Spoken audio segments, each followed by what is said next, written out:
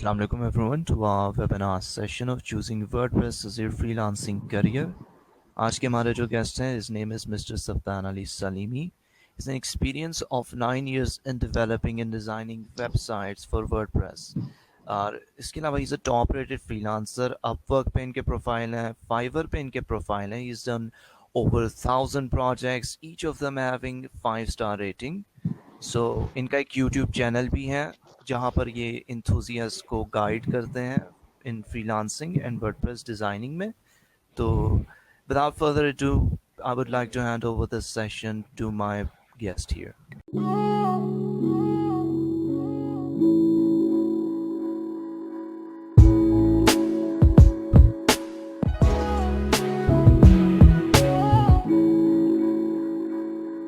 Thank you Hasan. अस्सलाम वालेकुम everyone. उम्मीद करता हूँ आप सब खैर आफियत से होंगे. जनाब, जैसा कि हसन ने आपको बताया, मेरा नाम है Saftan Ali Salimi and I am one of the top rated freelancer on Upwork and fiverr.com. थोड़ा सा मैं आपको अपनी जर्नी के बारे में बता दूं. मैंने 2013 में ACCA कंप्लीट किया from scan school of accountancy, लेकिन जो मेरा पैशन था वो था वेब डिज़ाइनिंग.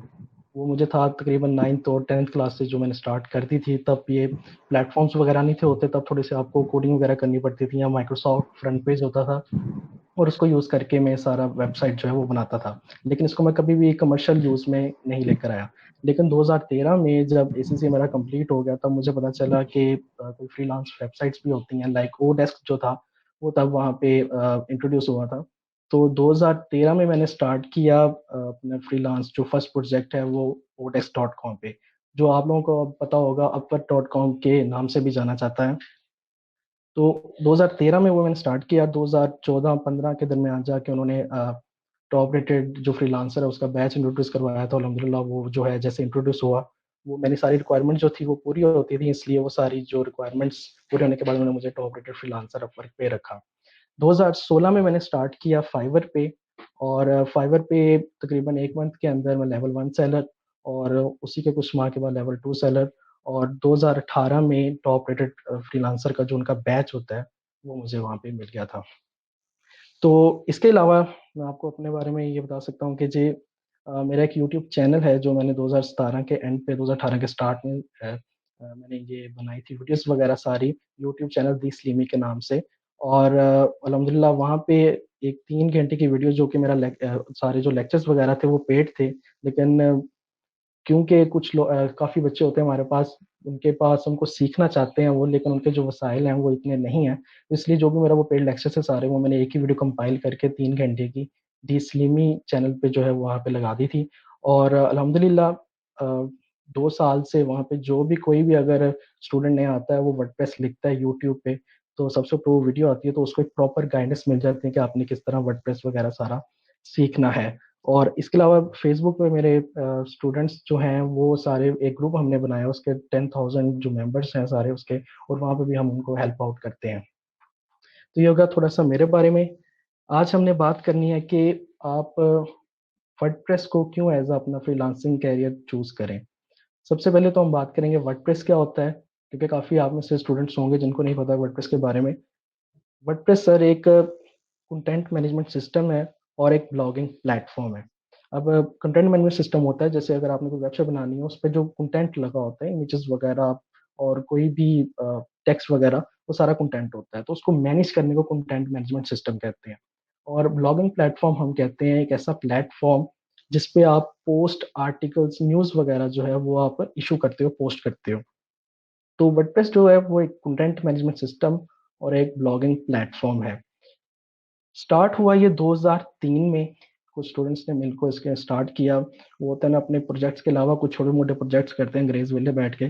तो एज अ वैसा ही एक प्रोजेक्ट स्टार्ट हुआ था, और ये चाह रहे थे कि जो लोग अपने न्यूज़ चैनल वगैरह या कोई आर्टिकल्स राइटर्स जो हैं, वो अगर उनके लिए एक ईजी वे बनाया जाए, बजाय कि वो किसी वेब डिज़ाइनर को हायर करें और अपनी वेबसाइट बनाएं फिर उस पर कोई आर्टिकल पोस्ट करें. उन्होंने ये कहा था कि एक ईजी वे हो जिसके ज़रिए वो ठीक है, सॉरी. उन्होंने एक ईज़ी वे बनाया था कि किस तरह कोई भी आर्टिकल वगैरह लिखना चाहता है वो सिर्फ एक प्लेटफॉर्म इंस्टॉल करे और उस पे उसकी वेबसाइट बन जाए ऑटोमेटिकली, और उस पे वो ब्लॉगिंग करना या आर्टिकल्स लिखना शुरू कर दे. तो 2003 में ये स्टार्ट हुआ, और یہ ایک اوپن سورس پروجیکٹ تھا. اوپن سورس کیا ہوتا ہے کہ اس کو آپ اپنے پاس ڈاؤن لوڈ کر کے, اگر آپ کو کوڈنگ آتی ہے آپ اس کو موڈیفائی کر کے, اس کا نام چینج کر کے بھی آپ اس کو دوبارہ سے مارکیٹ میں پھیلا سکتے ہیں. لیکن جو آپ پروڈکٹ اس سے بنائیں گے وہ بھی اوپن سورس ہی ہوگا, کوئی بھی اس کو یوز کر سکتا ہے.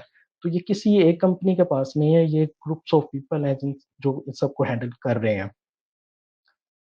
نیکسٹ ہم بات کرتے ہیں جی اس کو ہمیں کیوں چوز کرنا چاہیے, ورڈ پریس کیوں سیکھنا چاہیے. کیونکہ کافی میں نے دیکھا ہے کہ جو اسٹوڈنٹس ہوتے ہیں اور ان کے جو سینئرز ہوتے ہیں وہ کہتے ہیں بھی ورڈ پریس کرنے کا کوئی فائدہ نہیں ہے.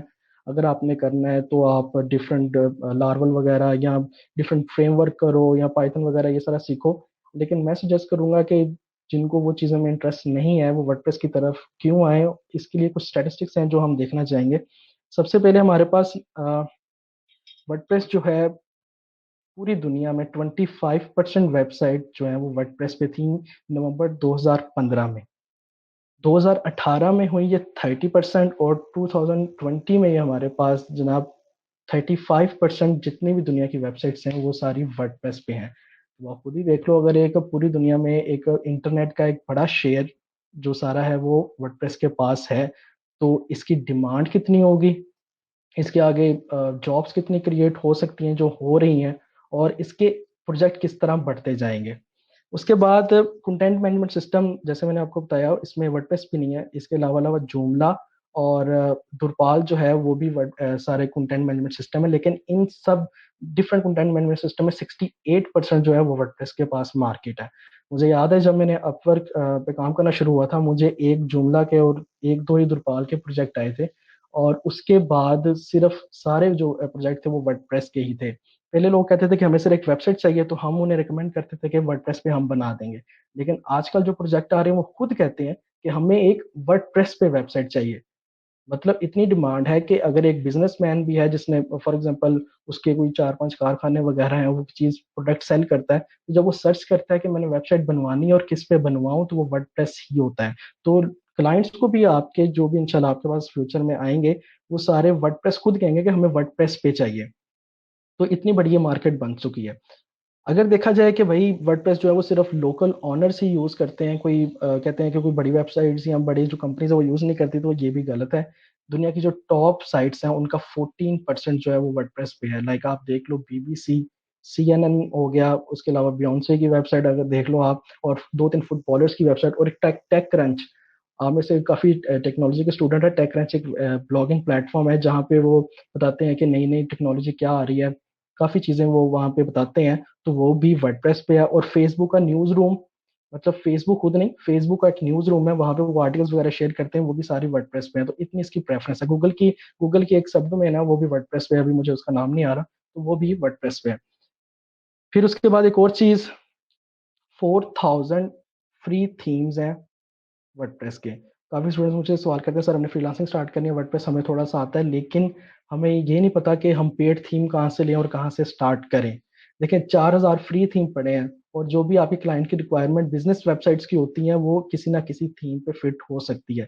جب میں نے اسٹارٹ کیا تھا میں نے بھی فری تھیم سے ہی اسٹارٹ کیا تھا. تب تو یہ پیج بلڈرز نہیں تھے ہوتے, ایک سمپل سا پیج بلڈر تھا, لیکن وہ اتنا کارآمد نہیں تھا. لیکن اب آپ کے پاس اپرچونیٹی ہے, میں آپ کو بتاؤں گا پیج بلڈرز وغیرہ کیا ہوتے ہیں, کہ اب تھیمز اور پیج بلڈر سارے فری ہیں جس کو آپ یوز کر کے کلائنٹ کی ویب سائٹ بنا سکتے ہو.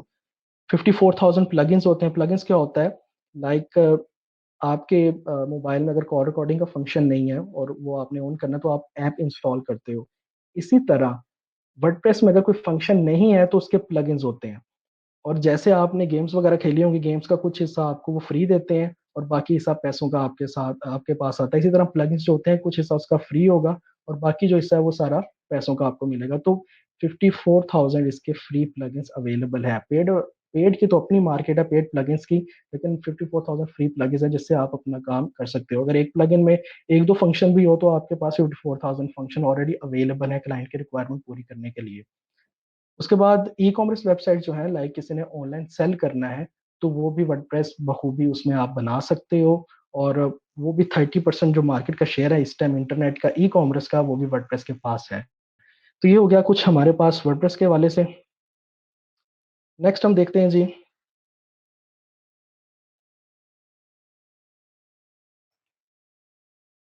वर्डप्रेस के वालों से हमने थोड़ी सी बात की, अब बात करते हैं फ्री लांसिंग के वाले से, जो कि काफ़ी लोगों का कंसर्न भी है इस टाइम में, क्योंकि आपको पता है, अल्लाह माफ़ करे सबको बचाए, कोरोना वायरस हर तरफ फैला हुआ है और जितने भी बिजनेस है वो ऑनलाइन जा रहे हैं, और जो हमारे स्टूडेंट्स भी हैं वो घर में बैठे हुए हैं, ऑनलाइन क्लासेस लेते हैं, उसके साथ साथ वो चाहते हैं कुछ अर्निंग करें। तो मेन जो टॉपिक बनता है यहाँ पे वो फ्रीलांसिंग का बनता है। फ्रीलांसिंग क्या होती है? आप 9 to 5 की जॉब से हट के किसी भी पर्सन का कोई प्रोजेक्ट करते हो for a price and for a time being, वो आप फ्रीलांसिंग कर रहे हो। लाजमी नहीं कि आप सिर्फ ऑनलाइन बैठ के जो कर रहे हो वही फ्रीलांसिंग है, ऑफलाइन भी अगर आप फोटोग्राफर हो और आपके जाके किसी इवेंट अटेंड करते हो, पिक्चर्स वगैरह खींचते हो, उन्हें पिक्चर्स बाद में दे देते हो, तो वो भी फ्रीलांसिंग में ही आता है, लेकिन वो ऑफलाइन हो जाती है।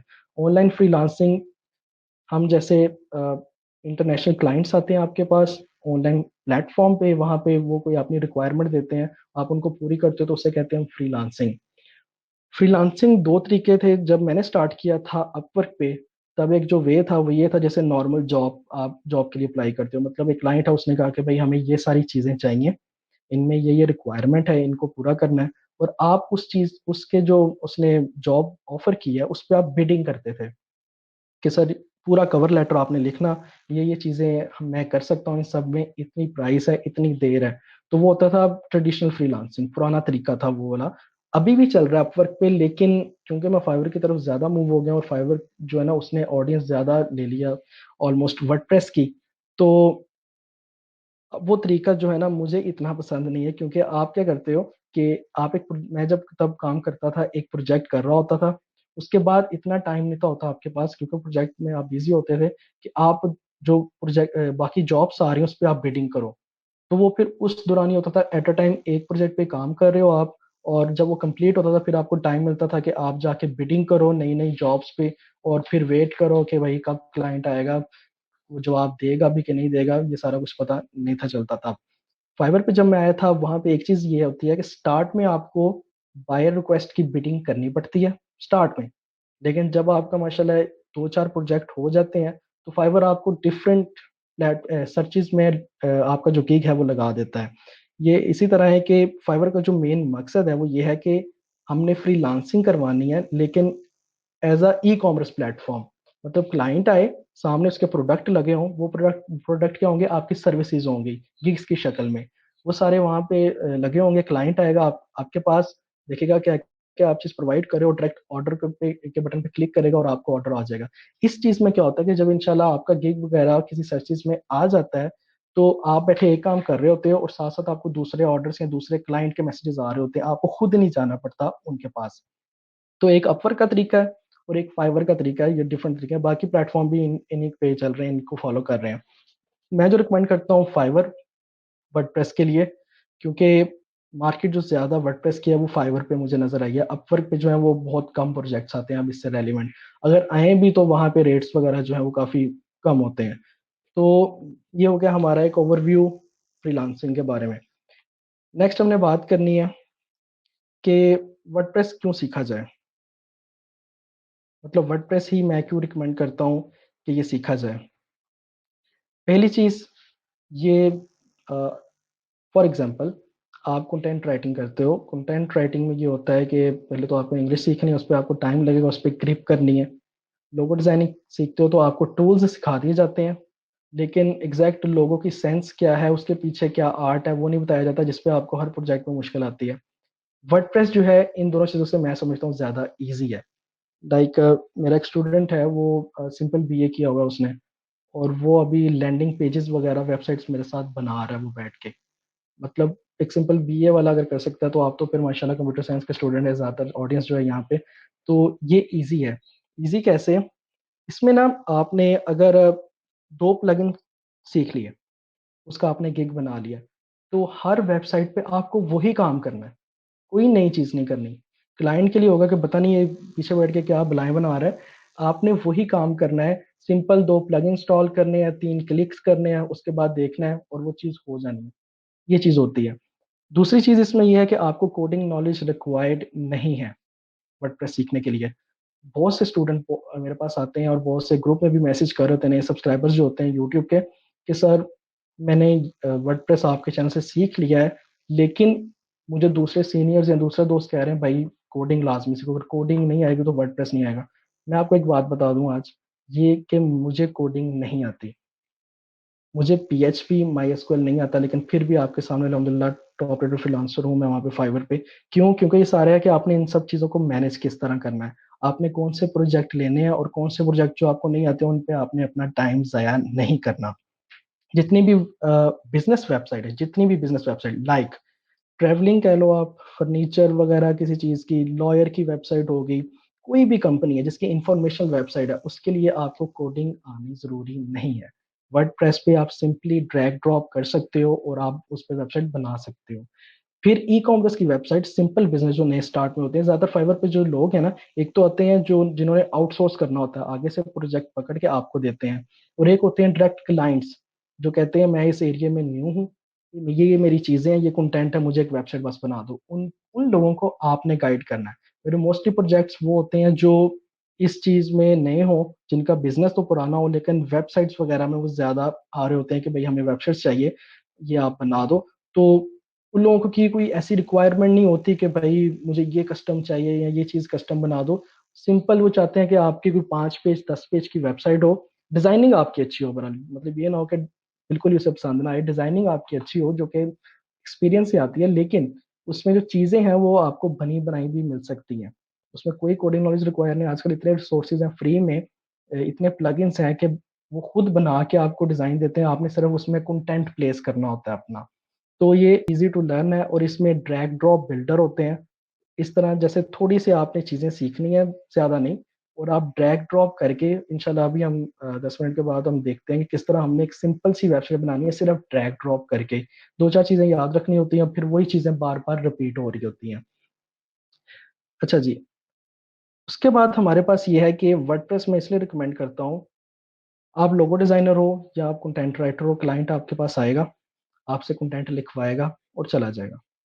لوگو ڈیزائنر ہو، لوگو بن گیا، اور لوگو کے بعد اگر اس نے واپس آنا بھی ہے تو آپ سے برانڈ کٹ بنوا سکتا ہے یا کوئی ایک آدھا بینر بنوا سکتا ہے.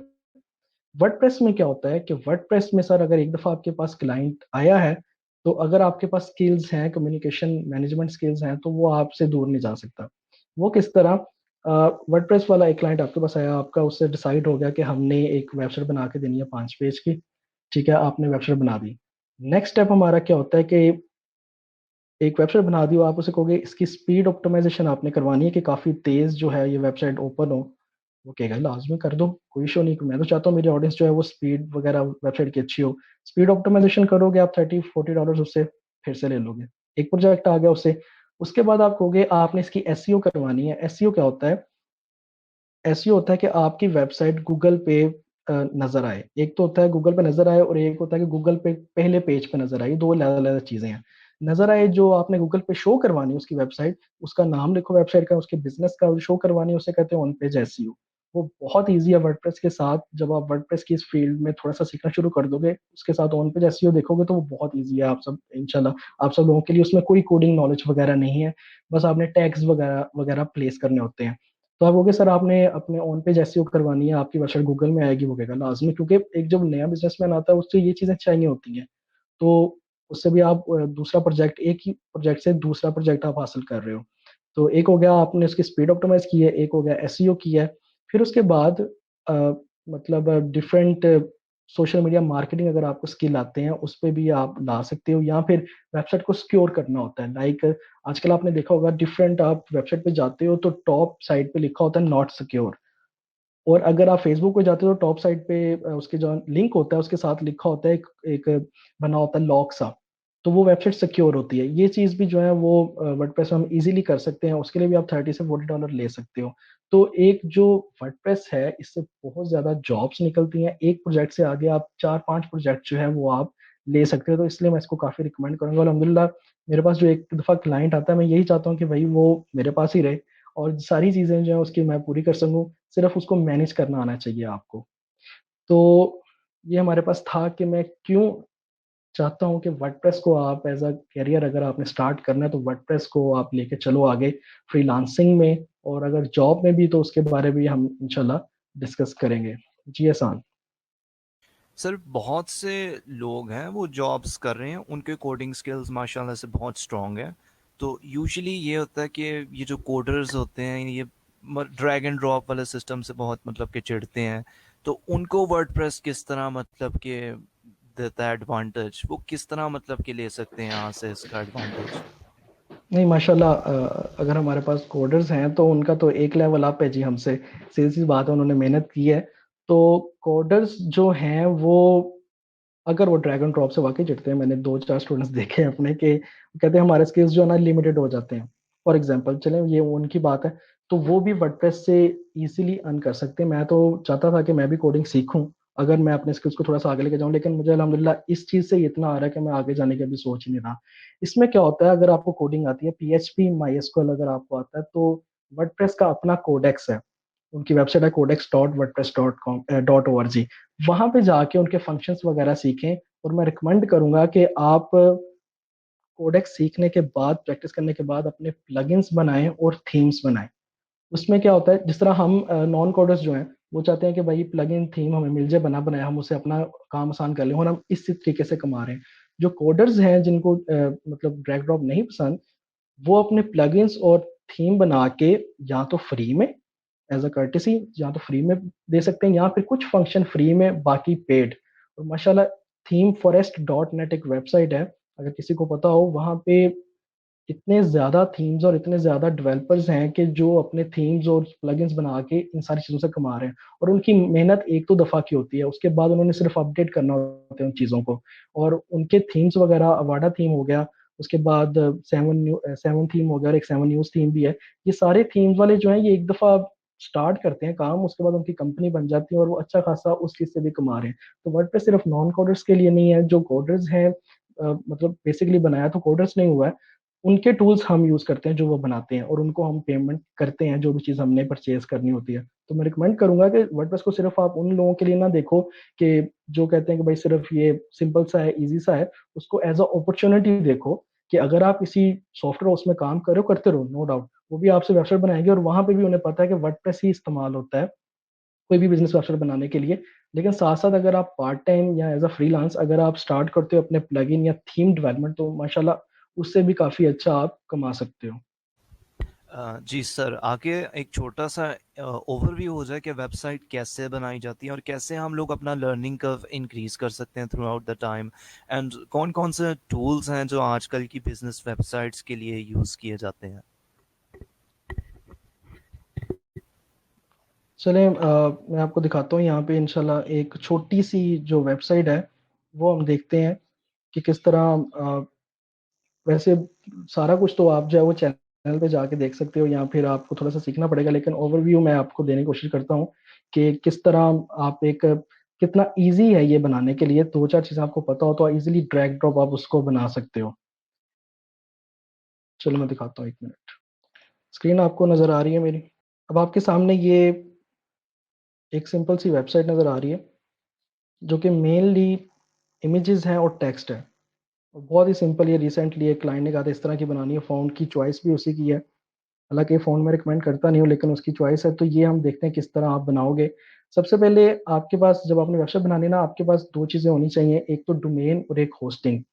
مطلب ڈومین نیم آپ کا جو بھی ویب سائٹ کا نام ہے، لائک آپ کو نظر آ رہا ہوگا یہاں پہ dslimy.com، یہ آپ کو نام نظر آ رہا ہے، یا facebook.com، یہ ڈومین نیم ہوتی ہے. یہ آن لائن پرچیز کرنی ہوتی ہے اور یہ کلائنٹ ہی پرچیز کرے گا، آپ نے پرچیز کر کے نہیں دینی ہوتی. یہ پاکستان میں ڈفرینٹ کنسیپٹ ہے. جو چھوٹے چھوٹے سافٹ ویئر ہاؤسز ہیں وہ کہتے ہیں کہ بھائی ہم 15 سے 20,000 ویب سائٹ بنا دیں گے، اور اس کے اندر وہ ڈومین نیم اور ساتھ ہوسٹنگ بھی وہ سیل کر رہے ہوتے ہیں. لیکن آن لائن اس طرح نہیں ہوتا. آن لائن آپ نے کیا کرنا ہے کہ آپ نے ڈومین جو ہے وہ کلائنٹ دے گا آپ کو، ہوسٹنگ جو ہے وہ کلائنٹ دے گا. دونوں چیزیں. لوگو اگر تو آپ سروس پرووائڈ کر رہے ہو تو لوگو آپ انہیں بنا کے دے سکتے ہو، ادروائز لوگو بھی وہی پرووائڈ کرتا ہے فائور پہ. تو یہ فائور کی بات بتا رہا ہوں کہ وہاں پہ لوگو، ڈومین نیم، ہوسٹنگ، کنٹینٹ، یہ سارا کلائنٹ آپ کو دیتا ہے. آپ نے صرف ڈیزائن اور ڈیولپ کرنی ہوتی ہے اور کوئی آپ کا کام نہیں ہوتا. سمپل. تو آپ کے سامنے dslimy.com ایک ڈومین نظر آ رہی ہے، اور اس کو میں نے ہوسٹنگ سے اٹیچ کیا ہوا ہے، اور اس کے اندر میں نے ورڈ پریس انسٹال کیا ہوا ہے. آپ کے فرنٹ اینڈ پہ یہ فرنٹ اینڈ ہے اس طرح کا نظر آ رہا ہے، اور بیک اینڈ پہ یہ آپ کو بیک اینڈ نظر آ رہا ہے. یہاں پہ آپ کو ہوم نظر آ رہا ہے، یہ ساری اسکرین. پوسٹ جو بھی آرٹیکلز آپ نے لکھنا ہے پوسٹ سے لکھو گے. मीडिया के अंदर जो भी आपकी इमेजेस वगैरह वो यहाँ पे होंगी, और पेजेस पेजेस जो भी आपने home, about us, services, contact us जो होता है ना, ये सारे पेजेस होते हैं, वो सारे आपने यहाँ से बनाने हैं। अपीयरेंस में आप थीम लगाते हो, जो थीम आपने वेबसाइट का रखना है। प्लगइन्स में आप प्लगइन्स वगैरह ऐड करते हो, और सेटिंग टूल्स वगैरह इससे सेटिंग होती है। हमने इस तरह की तो नहीं, बरल इस तरह की लेआउट की एक सिंपल सी वेबसाइट बनाना देखनी है। उसके लिए आप क्या रिकमेंड करता हूँ मैं, सबसे पहले आप थीम अपना जो है वो आपने इंस्टॉल करना है, एस्ट्रा थीम। अभी जो है वो इस तरह की नजर आ रही होगी, ये पुराना व्यू है। इस तरह की आपके सामने वेबसाइट आएगी जब आप फर्स्ट टाइम वर्डप्रेस इंस्टॉल करोगे। यहाँ पे आपके सामने एक 2020 थीम आएगा, जो वर्डप्रेस का अपना थीम है। हमने न्यू थीम इंस्टॉल करना है, तो अपीयरेंस में थीम्स में ऐड न्यू पे क्लिक करेंगे हम।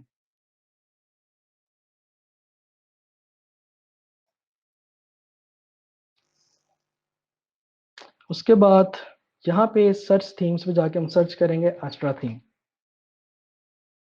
एक बहुत ही फास्ट सिंपल सा थीम है एस्ट्रा।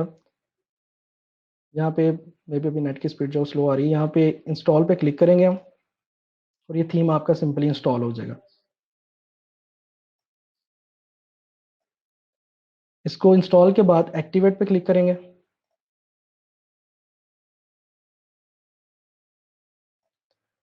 एक्टिवेट हो गया हमारे पास ये पहला थीम। अब आप जो फ्रंट एंड है, ये आपका फ्रंट एंड है, और dslimit.com WP माइनस एडमिन ये आपका बैक एंड है। फ्रंट एंड पे जाके दोबारा से आप रिफ्रेश करोगे, थीम चेंज हो गया आपका, तो आपके सामने इस तरह की वेबसाइट नजर आ रही है। वो पुरानी वाली जो थीम वाली है वो नजर नहीं आ रही, 2020 वाली नहीं नजर आ रही, एस्ट्रा थीम आपको नजर आ रहा है। अब हमने नेक्स्ट क्या करने हैं, कुछ प्लगइन्स इंस्टॉल करने हैं वर्डप्रेस के अंदर। अभी एक नया गुटनबर्ग एडिटर आ रहा है, ड्रैग ड्रॉप, लेकिन वो इतना कोई मुझे अच्छा नहीं लग रहा, ना ऑडियंस को भी इतना ज़्यादा वो अच्छा नहीं लग रहा, क्योंकि उसके ना डायरेक्ट कोई साइंस नहीं है उसकी, सिंपल चीज़ जो बात है। हमने क्या करना है, हमने एक एडिटर, पेज बिल्डर जिसे कहते हैं, वो ऐड करना है, एलिमेंटर। और उसके साथ हमने एक और चीज़ करनी है कि हमने अपना जो गुटनबर्ग इन्होंने इंस्टॉल किया हुआ है उसको हमने डिसेबल करना है। उसको डिसेबल करने के लिए हम क्लासिक एडिटर भरेंगे। तो बेसिकली हमने प्लगइन्स इंस्टॉल करने हैं, सिंपल बात जो है। प्लगइन्स में जाएंगे हम, ऐड न्यू पे क्लिक करेंगे। यहाँ पे एक तो क्लासिक एडिटर इंस्टॉल करेंगे, और उसके साथ हमने इंस्टॉल करना है एलिमेंटर। तो यहाँ जाके हम लिखेंगे एलिमेंटर। थोड़ा सा मैं जूम कर देता हूँ ताकि आपको सही नजर आए। Elementor page builder install now पे क्लिक करना।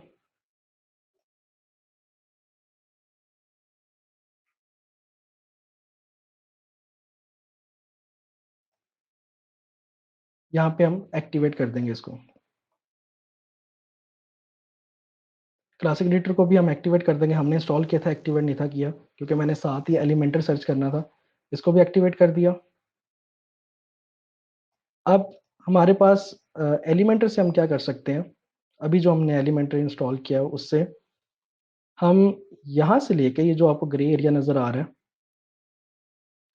इस ग्रे एरिया से ऊपर ऊपर, ये जो ब्लैक एरिया, इससे ऊपर ऊपर हम कोई भी चीज़ एडिट कर सकते हैं। लेकिन मैं चाहता हूँ कि आपको फुल फ्लेज वेबसाइट बनाना सिखाऊं। उसमें क्या होगा कि हम ये हेडर भी एडिट करें, और ये जो फुटर है जो कि हर पेज पे सेम रहते हैं, इसको भी एडिट करें। लाइक अगर हम इस पोस्ट पे जाते हैं तो हेडर और फुटर आपके सामने सेम है यहाँ पे। तो मैं चाहता हूँ कि हेडर भी एलिमेंटर से करूँ और फुटर भी एलिमेंटर से करूँ। अगर आप एलिमेंटर का पेड वर्जन, पैसों का जो वर्जन है, उसको आप अगर पैसे दे के इंस्टॉल करेंगे तो उसमें तो ये ऑलरेडी ऑप्शन है कि आप हेडर फुटर किस तरह चेंज कर सकते हैं। लेकिन मुझे पता है काफ़ी स्टूडेंट्स जो हैं वो अभी अफोर्ड नहीं कर सकते, और वो चाहते हैं फ्री वर्जन जो है उससे ही हमारा काम हो। उसके लिए एक प्लगइन है एलिमेंट किट के नाम से, तो आपने जाके सर्च करना है, फ्री प्लगइन है, और वो इंस्टॉल करना है आपने।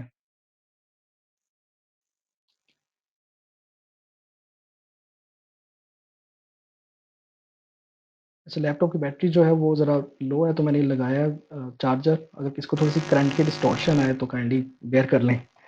तो एलिमेंटर किट जो है वो हमने इंस्टॉल करना है। इसमें लिखा हुआ है आपके सामने, हेडर एंड फुटर बिल्डर आपको ऑलरेडी इसमें मिलेगा। इसको एक्टिवेट कर लेना हमने।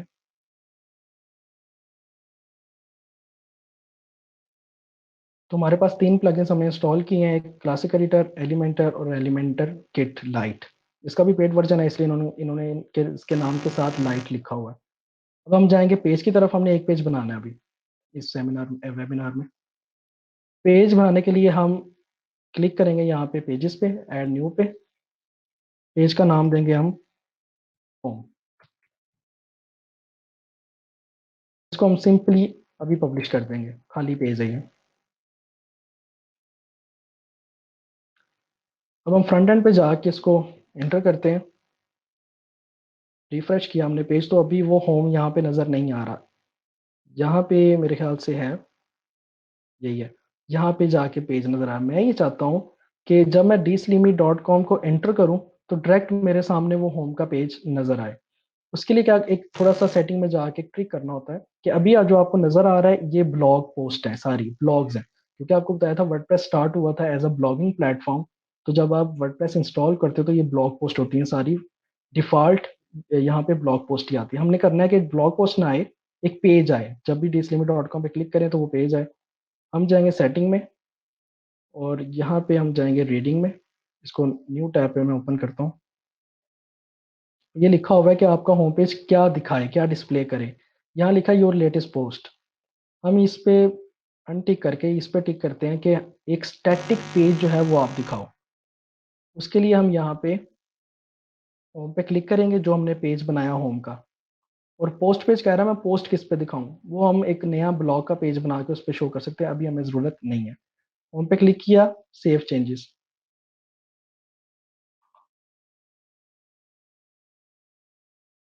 अब आपके सामने यहाँ पे अगर हम जाएं यहाँ पे और dslimit.com एंटर करें,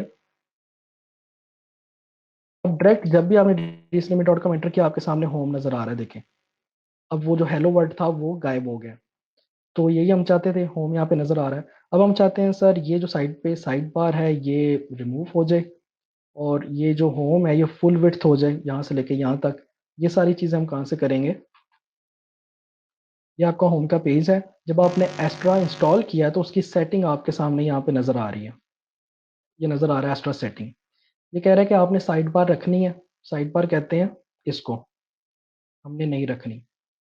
साइड बार हम कर देते हैं नो साइड बार। फिर कह रहे हैं आपकी लेआउट किस तरह हो, कि क्या बॉक्स हो, जैसे आपको ये नज़र आ रहा है ये बॉक्स्ड है। हमें बॉक्स नहीं चाहिए, हमें चाहिए जो वाइट है ना, ये सारा इस वाले इस साइड से लेके इस साइड तक सारा हो, क्योंकि आपकी जो वेबसाइट होती है वो फुल जो बैकग्राउंड होता है वो वाइट होता है। तो हम क्या करेंगे यहाँ पे कि भाई हमें फुल विड्थ स्ट्रेच्ड कर दो, कि हमारी फुल विड्थ हो जाए, जो भी रो है ये वाली, ये फुल विड्थ हो जाए। ठीक है, तो उसके बाद कहता है हेडर आपने दिखाना है। हेडर आपने, हाँ जी हमने दिखाना है ये हेडर। टाइटल आपने दिखाना है। टाइटल यहाँ पे आता है जब आप किसी पोस्ट पे जाते हो। टाइटल हमने नहीं दिखाना। ब्रेड कम दिखाने हैं, ब्रेड कम भी नहीं दिखाने। ब्रेड कम एक टर्म है, लिखा होता है कि आप कहाँ से किस तरफ जा रहे हो। सैम्पल पेज पे जा रहे हो तो लिखा आता है कि होम सैम्पल पेज, लेकिन इस ये थीम ब्रेड कम अभी नहीं दिखा रहा, तो इसको डिसेबल पे क्लिक कर देते हैं। इमेज भी नहीं दिखाने, इसको भी डिसेबल कर देते हैं। ट्रांसपेरेंट हेडर भी हमें नहीं चाहिए, हम अपडेट करते हैं।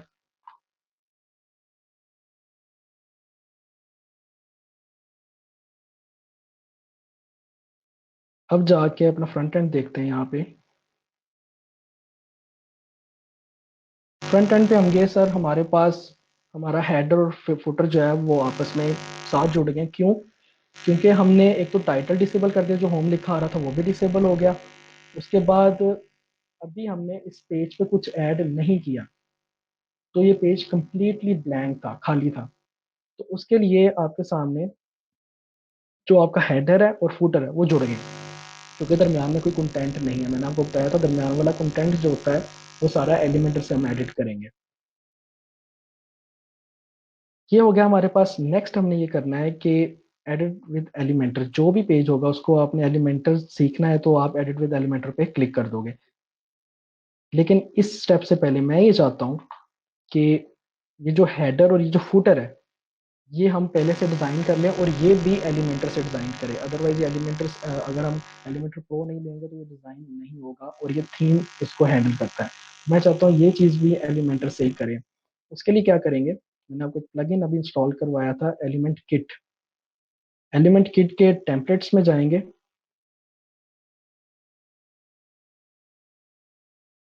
यहाँ पे आपके सामने दो चीज़ें नज़र आ रही हैं। वो कौन सी हैं कि हेडर और फुटर। مطلب ہم نے اس کو کہتے ہیں ہیڈر اور اس کو کہتے ہیں فوٹر. ہم نے پہلے ہیڈر بنانا ہے تو ہم ایڈ نیو پہ کلک کریں گے اور یہاں لکھیں گے ٹائٹل دیں ہیڈر کا, ہم کہہ دیتے ہیں جی ہیڈر 101. وہ کہہ رہا ہے ہیڈر بنا رہے ہو فوٹر بنا رہے ہو, ہم کہہ رہے ہیں ہیڈر بنا رہے ہیں. ہیڈر کہاں شو کرانا ہے, پوری ویب سائٹ پہ یا صرف کوئی پیجز پہ؟ تو ابھی یہ فری ورژن ہے, یہاں پہ صرف ہمیں انٹائر ویب سائٹ کا ہی وہ کہے گا. کلک کر دیتے ہیں. ایکٹیویشن ایکٹیویٹ ہے, ہاں جی ایکٹیویٹ ہے, اور سیو چینجز. یہ ہمارا ہیڈر, یہاں پہ ایک ہم نے اسے ٹرمز بتا دی کہ ہم نے اپنا ہیڈر کہاں شو کروانا ہے, ٹائٹل کیا رکھنا ہے, اور وہ ہیڈر یا فوٹر ہے وہ ہیڈر ہے. اب ہم نے ایک اور چیز بنانی ہے فوٹر. فوٹر ادھر دوبارہ سے ایڈنی پہ کلک کرتے ہیں, یہاں لکھتے ہیں فوٹر 101, یہ ویسے میں لکھ رہا ہوں. باقی چیز یہاں پہ footer, entire site, save changes, activate click کرنا میں بھول گیا, ایکٹیویٹ اور سیو چینجز. اگر آپ کوئی چیز بول جاؤ تو دوبارہ سے ادھر ایڈٹ پہ کلک کر کے آپ اس کو دوبارہ سے چینج کر سکتے ہو. تو سر ہمارے پاس 3 چیزیں ہیں اس ٹائم, ہیڈر, فوٹر, اور درمیان میں جو یہ سارا کنٹینٹ ہے یہ سارا ہوم کا پیج. تو یہ ہمارے پاس ہیڈر, یہ ہمارے پاس فوٹر, اور یہاں پہ میں نے اوپن کیا تھا, کہاں گیا, یہاں پہ یہ ہوم کا پیج. تو ہم سب سے پہلے اپنا جو ہیڈر ہے وہ ڈیزائن کرتے ہیں. اگر آپ کا کوئی ساتھ ساتھ سوال ہے تو آپ پوچھ سکتے ہو, جواب جو ہے وہ اینڈ پہ انشاءاللہ میں دوں گا آپ کو. اچھا جی, یہاں پہ ابھی ہم نے سب سے پہلے ہیڈر ڈیزائن کرنا ہے. تو آپ کیا کلک کرو گے, ہیڈر 101 پہ, اور یہاں لکھا ہے ایڈٹ کنٹینٹ, اس پہ کلک کرو گے. یہ آپ کو لے جائے گا ایلیمنٹر کے پیج بلڈر پہ. آپ کے پاس یہ پورا ایلیمنٹر اوپن ہو گیا. اس کی ساری کمپلیٹ ویڈیوز جو ہیں وہ میں نے اپنے چینل پہ لگائی ہیں, اس کے بارے میں آپ کو بتاؤں گا کس طرح اپنے چینل سے دیکھنی ہے. ہماری ساری ویڈیو سوری ہمارے آپ کے سامنے جو نظر آ رہا ہے یہ اس سائڈ پہ آپ کی بار ہے پوری, جہاں پہ ایلیمنٹس ہوں گے, یہ سارے ایلیمنٹس ہیں. اور جب ایلیمنٹ کٹ کے بھی ایلیمنٹس اس میں آ گئے ہیں, کیونکہ ہم نے ایلیمنٹ کٹ ایک سیپریٹ پلگ انسٹال کیا تو اس کے ایلیمنٹ بھی یہاں پہ آپ کے سامنے نظر آ رہے ہیں. ہم نے ہیڈر بنانا ہے. ہیڈر بنانے کے لیے کوئی بھی چیز اسٹارٹ کرنے سے پہلے ہمیں اس میں رو ایڈ کرنی ہوتی ہے. تو ہم کریں گے جی رو ایڈ, یہ پلس کا سائن ہے, اس پہ کلک کریں گے. اور یہاں پہ آپ کے سامنے اسٹرکچر آ رہا ہے کس طرح کی رو چاہیے, اس میں کتنے کالمز ہوں. مجھے صرف ابھی چاہیے 2 کالمز, اس پہ کلک کروں گا. یہ دیکھیں آپ کے سامنے ایک رو آ گئی. اب اس سائڈ پہ ہم نے لوگو لگانا ہے, اس سائڈ پہ ہم نے مینیو لگانا, سمپل. یہاں پہ کلک کریں گے تاکہ سارے ایلیمنٹس شو ہو جائیں. امیج پکڑی یہاں سے, اور یہاں پہ ہم نے ڈریگ ڈراپ کر دی. یہ اب ان کی جو ڈیفالٹ امیج ہے وہ آ گئی. یہ امیج آ گئی, یہ اس کی سیٹنگ کھل گئی ساتھ ہی. ہر ایلیمنٹس کے 3 سیٹنگز ہوتی ہیں, یہاں پہ ٹیبز ہوتے ہیں, کنٹینٹ, اس کا اسٹائل, اس کا ایڈوانس سسٹم. کنٹینٹ پہ جائیں گے, یہاں پہ امیج لگانی ہے, کلک کیا. اور میں نے جو امیج ہے نا وہ آلریڈی یہاں سے اپلوڈ کی ہوئی ہیں, میں کہ بعد میں اسپیڈ کا ایشو نہ ہو, تو یہاں سے اپلوڈ کی ہیں. تو جب اپلوڈ کرتے ہیں تو یہاں پہ آ جاتی ہیں وہ. یہ لوگو ہے ہمارے پاس سیم پریفٹ کا جس طرح یہاں پہ لگا ہوا ہے. یہاں پہ کلک کیا ہم نے, اور انسرٹ میڈیا, یہ آپ کے پاس لوگو آ گیا. اب یہ لوگو جو ہے وہ کافی بڑا ہے, ہمیں نظر آ رہا. ہم یہاں پہ اس کا سائز جو ہے چینج کر سکتے ہیں, یہاں پھر یہاں سے وڈتھ اس کی چینج کر سکتے ہیں اس طرح. لیکن اگر ہم وڈتھ چینج کرتے ہیں یہاں سے تو اس کا جو ہوتا ہے کیا کہتے ہیں اسے, پکسل جو ہے وہ خراب ہو جاتے ہیں. تو ہم یہاں سے ہی اس کا سائز چینج کرتے ہیں. ہم اس کو تھوڑی سی وڈتھ اس کی کم کرتے ہیں. فار ایگزامپل اگر 300 کر کے اپلائی کریں تو چھوٹا ہو گیا, لیکن میرے خیال سے 180 صحیح رہے گی. یہ ہمارے سامنے آ گیا. اب اس کو ہم کہتے ہیں کہ بھائی ادھر نہ رو, یہ جو لیفٹ الائنمنٹ ہے وہ ہو جائے. تو یہاں پہ ہم کلک کریں گے تو آپ کے سامنے یہاں پہ لیفٹ الائنمنٹ جو ہے وہ نظر آ رہا ہے. اس کے ساتھ سبحان اللہ مکھی یہاں پہ رہے گی ہمارے ساتھ کافی دیر تک. اچھا سوری, آپ کے سامنے یہاں پہ یہ لیفٹ الائنمنٹ جو ہے ہوگی. ادھر ہم نے مینیو ایڈ کرنا ہے. مینیو کے لیے یہاں سے آپ دیکھیں ڈریگ ڈراپ کر سکتے ہیں کسی بھی کالم کو. یہاں سے آپ اس سائڈ پہ لے جاؤ گے, اور یہاں پہ ہم نے مینیو ایڈ کرنا ہے تو دوبارہ سے یہیں پہ کلک کرو گے, اور یہاں پہ ہم سرچ کرتے ہیں ہمارے پاس مینیو آیا کہ نہیں. یہ دیکھیں ایلیمنٹ کٹ کا ایک نیو مینیو آیا ہمارے پاس, نیویگیشن مینیو کہتے ہیں. یہ ایلیمنٹ آیا ہمارے پاس, اس کو یہاں سے ڈریگ ڈراپ کریں گے یہاں پہ, اور اب وہ کہہ رہا ہے کہ اپنا مینیو سلیکٹ کرو. مینیو ہم نے کوئی بھی نہیں بنایا ابھی تک.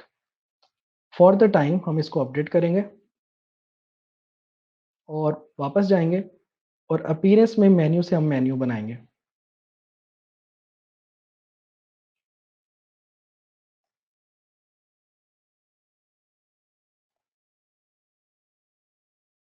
یہاں پہ ہم نام دیں گے فار ایگزامپل نیویگیشن مینیو, اور اس کو کریٹ مینیو پہ کلک کر دیں گے.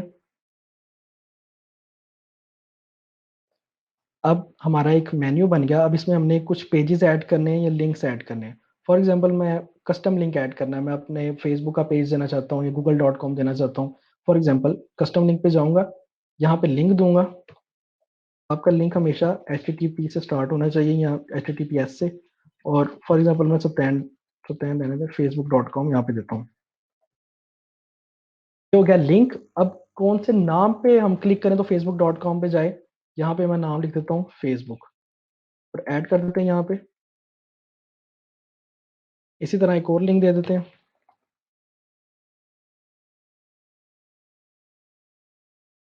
google.com ایڈ کر دیا. وہ لنک ہم نے ایڈ کر دیا اور سیو مینیو. اب کیونکہ یہ ہم نے ابھی بنایا اور یہاں پہ یہ شو نہیں ہوگا, تو ہم اس پیج کو اپڈیٹ کرنے کے بعد ریفریش کرتے ہیں ایک دفعہ.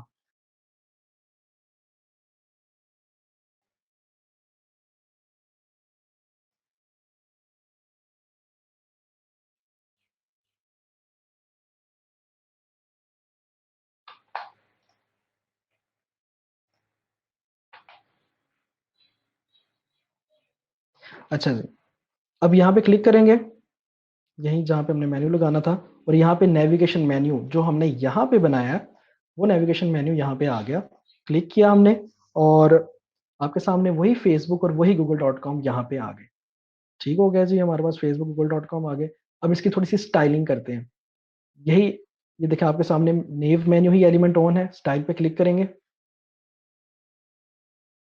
ٹائپوگرافی اگر آپ نے چینج کرنی, ٹائپوگرافی ہوتا ہے جو بھی اس کا فونٹ اسٹائل وغیرہ ہوتا ہے, اگر آپ نے چینج کرنا ہے تو وہ یہاں سے کر سکتے ہو. میں آج کل یوز کر رہا ہوں پاپن ایز اے ہیڈنگ. جتنے بھی کلائنٹس آلموسٹ ان پہ پاپن سے یوز کر رہا ہوں. ان ٹیسٹ ریٹ بھی فاؤنٹ ہے, لیکن میں تقریباً 400 ویب سائٹ پہ جو ہے وہ یوز کر چکا ہوں. اب مجھے اچھا نہیں لگتا اتنا, تو پاپنس لگا لیا. اس کو تھوڑا سا بریک کرتے ہیں یہاں پہ کیونکہ یہ ہمارے مینیوز ہیں. اور 16 کی ہم اس کو دیتے ہیں جی, 16 کا سائز ہو جائے, ہمارے پاس سائز چھوٹا ہو گیا. اور باقی ڈیکوریشن ایز اٹ از.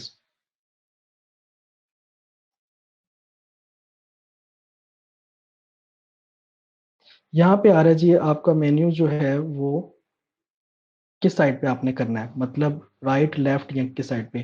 جو ہمارا ہیڈر ہوتا ہے اس میں ایک سائڈ پہ لوگو ہوتا ہے اور دوسری سائڈ پہ ہمارا مینیو ہوتا ہے, تو ہم اس کو کر دیتے ہیں رائٹ.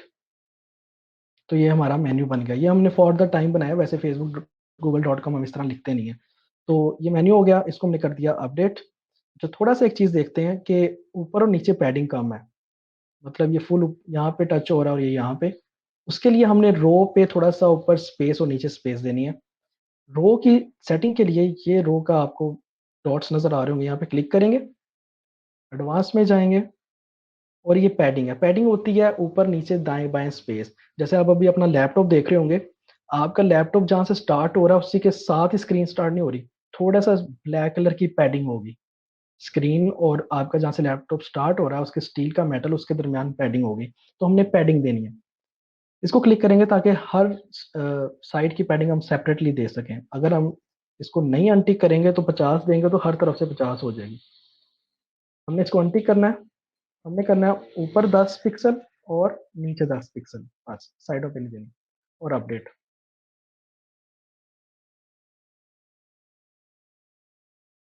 اپڈیٹ ہو گیا.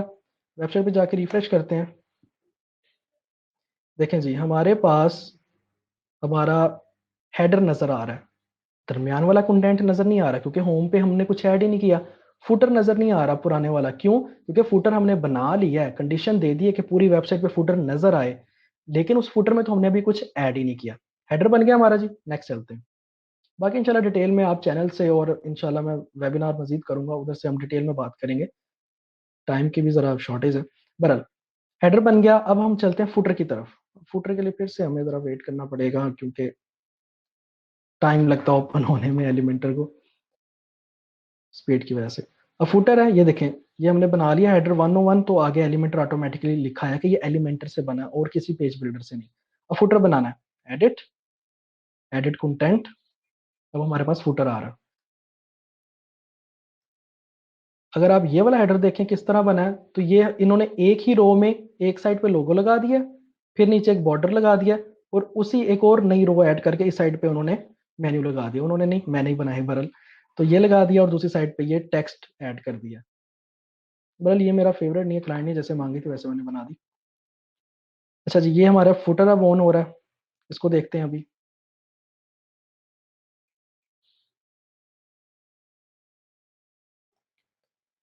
یہ فوٹر ہے ہمارے پاس. فوٹر ماشاءاللہ کئی طرح کے ہوتے ہیں، بنے بنائے بھی ہمیں مل سکتے ہیں. اگر ہم اس ویب سائٹ کی طرف نہ جائیں، یہ فوٹر اس کا سمپل سا ہے. اچھا فوٹر بنانا ہے تو آپ ایلیمنٹ کٹ آپ نے انسٹال کیا، ایلیمنٹ کٹ پہ یہاں پہ کلک کریں. میں دیکھتا ہوں کہ انہوں نے فری فوٹر رکھے ہیں کہ نہیں. یہ دیکھیں، یہ نا آپ کے سامنے جب آپ یہاں پہ کلک کرو گے بنے بنائے ٹیمپلیٹس آ رہے ہیں. دیکھیں بنے بنائے یہ سارے اس سائٹ پہ آپ کو ایجنسی، میڈیکل، بزنس ساری بنی بنائی ویب سائٹ آ رہی ہیں. اس میں سے کچھ فری ہیں اور کچھ ایلیمنٹ کٹ والوں نے پیسوں کی دینی ہے. تو اس میں فوٹر پہ کلک کرتے ہیں، دیکھتے ہیں انہوں نے کوئی بنے بنائے فری میں فوٹر دیے ہیں کہ نہیں. یہ دیکھیں یہ فری میں جس کے ساتھ انسرٹ آ رہا ہے. یہ پیسوں کا گو پرو، یہ بھی پیسوں کا ہے، یہ سارے پیسوں کے. یہ فری ہے، یہ ہیڈر ہے، سوری. یہ دیکھیں بنا بنایا انہوں نے ہیڈر بھی دیا ہوا ہے، اور یہ بھی پیسوں کا، ایک ہی برابر انہوں نے دیا ہوا ہے. آپ یہ فوٹر بہت سی ویب سائٹ پہ سیم ایسا فوٹر لگا ہوتا ہے. انسرٹ پہ کلک کرو،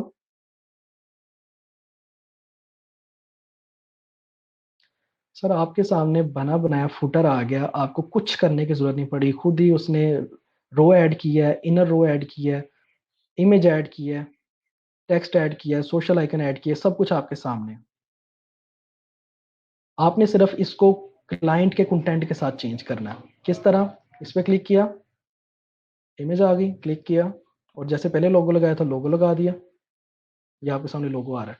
یہاں پہ کلک کیا، یہاں پہ چینج کر دیا، دس از the description bar, it will be provided from client. ٹھیک ہے جی، یہ کلائنٹ ہمیں دے گا.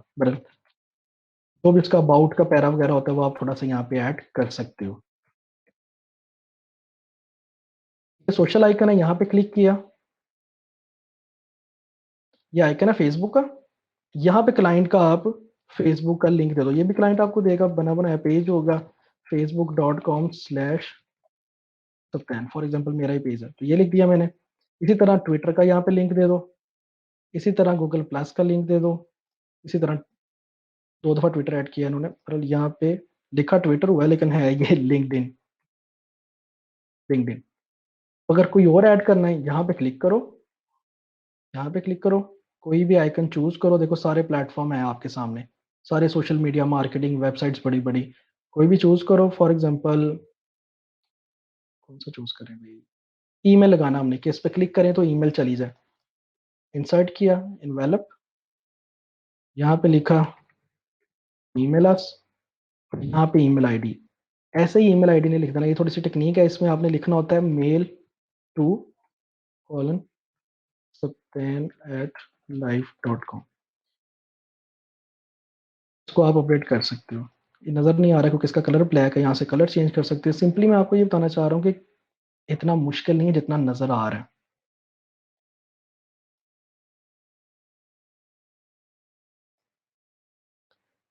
اور اس کا کلر وغیرہ آپ چینج کر سکتے ہو. کنٹیکٹ میں کنٹیکٹ کا ٹیکسٹ چینج کر سکتے ہو. پھر نیچے آئکن لسٹ پہ پھر سے یہاں سے اس کا ایڈریس لگا سکتے ہو، اینڈ سو آن. مطلب اس طرح آپ فوٹر وغیرہ بنا سکتے ہو. اگر ہم اس کو اپڈیٹ کر دیا میں نے آلریڈی، ادھر جا کے ریفریش کرتے ہیں. اب آپ کے سامنے آپ کا اپنا ایلیمنٹر سے بنایا گیا ہیڈر نظر آ رہا ہے، اور نیچے ایلیمنٹر سے بنایا گیا فوٹر نظر آ رہا ہے.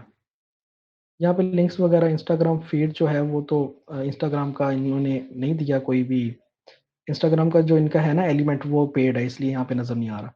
بہرحال یہ فوٹر آپ ریڈی میڈ بنا سکتے ہو، اس کو چینج کر سکتے ہو. میں اس سب کو کینسل کرتا ہوں اور جو یہاں پہ بنا ہے وہ بناتے ہیں جی سمپل سا.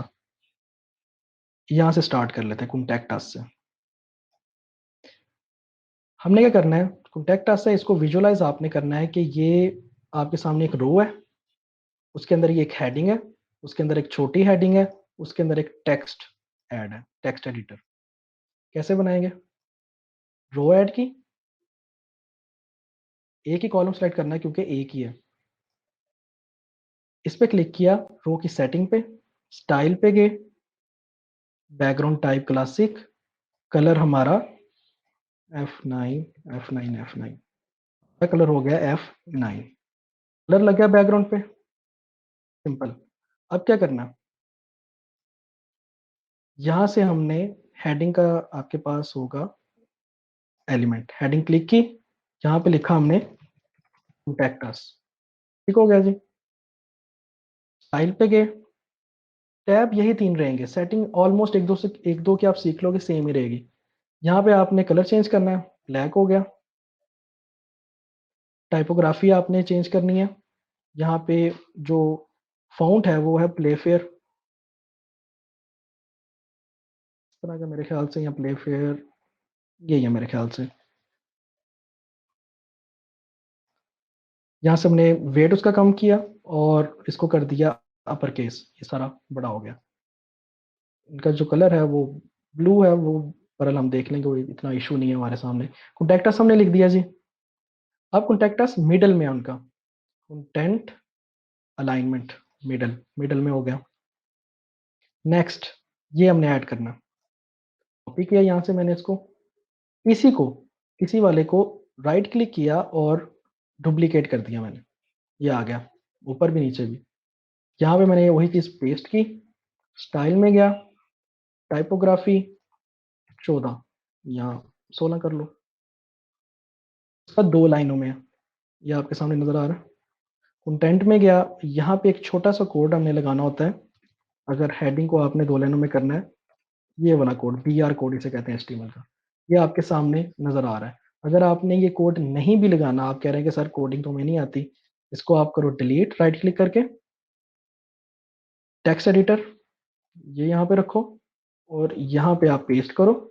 یہ دیکھو, جیسے آپ یہاں سے کاپی کرو گے, اگر یہ دوسری لائن پہ ہے تو ٹیکسٹ ایڈیٹر میں ویسے ہی یہاں پہ آ جاتا ہے, لیکن میں کروں گا اس کو کٹ, یہاں پہ پیسٹ کروں گا. میں پھر جاؤں گا ویژول پہ اور یہاں پہ جا کے خود میں انٹر کروں گا یہاں پہ, تو آپ کے سامنے یہ انٹر ہو گیا بنا کوڈنگ کے.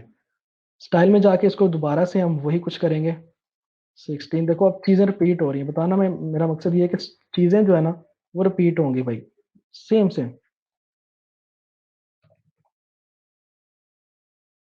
پھر دوبارہ لگا دیا ہم نے یہ, اور اس کو یہاں سے ہم نے جو اس کی الائنمنٹ ہے ٹیکسٹ ایڈیٹر کی وہ یہاں پہ آتی ہے سٹائل میں بجائے کہ کنٹینٹ میں, ہیڈنگ کی کنٹینٹ میں آتی ہے. یہ نیچے لگ گیا آپ کے سامنے. اب ان دونوں میں اسپیس زیادہ ہے, یہاں پہ کلک کریں گے, لائن ہائٹ ہم کم کر دیں گے. یہ دیکھو جتنی بڑی یہاں سے آپ کر سکتے ہو, یہ لائن ہائٹ ہوگی کم, اور نیچے اس کا یہ آپ کو پتا ہے. پھر سے ٹیکسٹ ایڈیٹر ایڈ کریں گے, اس کا ٹیکسٹ اور چھوٹا کر دیں گے, ویٹ بھی چھوٹا کر دیں گے, کلر تھوڑا سا ہے نا اس کا ڈل سا ہے وہ کلر کر دیں گے. تو کتنا ایزی ہے. میں یہاں پہ لگانا چاہوں گا, میں نے سوشل آئکنس لگائے تھے, کلائنٹ نے وہ ڈیلیٹ کر دیے. میں چاہوں گا سوشل آئکنس, وہاں پہ سرچ کروں گا, سوشل آئکنس آ گئے. یہاں سے میں اس کو کروں گا سرکل, سٹائل میں جاؤں گا, سائز 16 کا سائز میں دے دوں گا. اب جو ٹیکسٹ ایڈیٹر ہے اس کے نیچے جو یہ اتنی سی اسپیس رہتی ہے, اس کو ہم نے کم کرنا ہے. اس کا ہم حل کیا کریں گے, اس جو آپ کے سامنے سوشل آئکن آ رہا ہے اس کو ہم نیگیٹو مارجن دے دیں گے. مارجن ہوتا ہے 2 رو کا آپس میں فاصلہ. اس پہ کلک کریں گے, ایڈوانس میں جائیں گے, اس کو انٹک کریں گے کیونکہ ہم سب کا چینج نہیں کرنا چاہتے, صرف ٹاپ کا کرنا چاہتے ہیں. کلک کریں گے, ہم دیتے ہیں 50 اور شروع میں ہم لگاتے ہیں مائنس, تو دیکھیں وہ اوپر چلا گیا. 50 کی بجائے 30 کر لو, یہ صحیح ہے. تھوڑا سا سائز اور چھوٹا کر لیتے ہیں, 12 13. آپ کے سامنے نظر آ رہا ہے یہاں پہ اس طرح کی چیز, ٹھیک ہے. اب ایک اور چیز ہے, یہ دیکھو یہاں سے سٹارٹ ہو رہا ہے اس کا گرے کلر, اور یہاں سے ہیڈنگ سٹارٹ ہو رہی ہے درمیان میں پیڈنگ ہے, درمیان میں اسپیس ہے. کیسے کریں گے؟ یہ آپ کی رو کی سیٹنگ وہیں پہ جہاں سے ہم نے لاسٹ اس کی تھی, ہیڈر کی پیڈنگ کی تھی, ایڈوانس. یہ آپ کو نظر آ رہا ہے, مارجن بھی کر سکتے ہو, لیکن مارجن نہیں سوری کر سکتے, پیڈنگ ہی کرو گے کیونکہ آپ نے پیچھے گرین دکھانا ہے. یہاں سے ہم پیڈنگ کریں گے 50 کی, یہ دیکھیں اوپر 50 کی ہوگی, اور کسی کو نہیں آپ چھیڑو گے, صرف ٹاپ کی 15 کرو گے. 50 آ گئی, اس کو کرتے ہیں اپڈیٹ. یہاں پہ جا کے انٹر کرتے ہیں, ریفریش کرتے ہیں. سر ہمارے پاس آپ کا ہیڈر آ گیا اور نیچے آ گیا آپ کا فوٹر.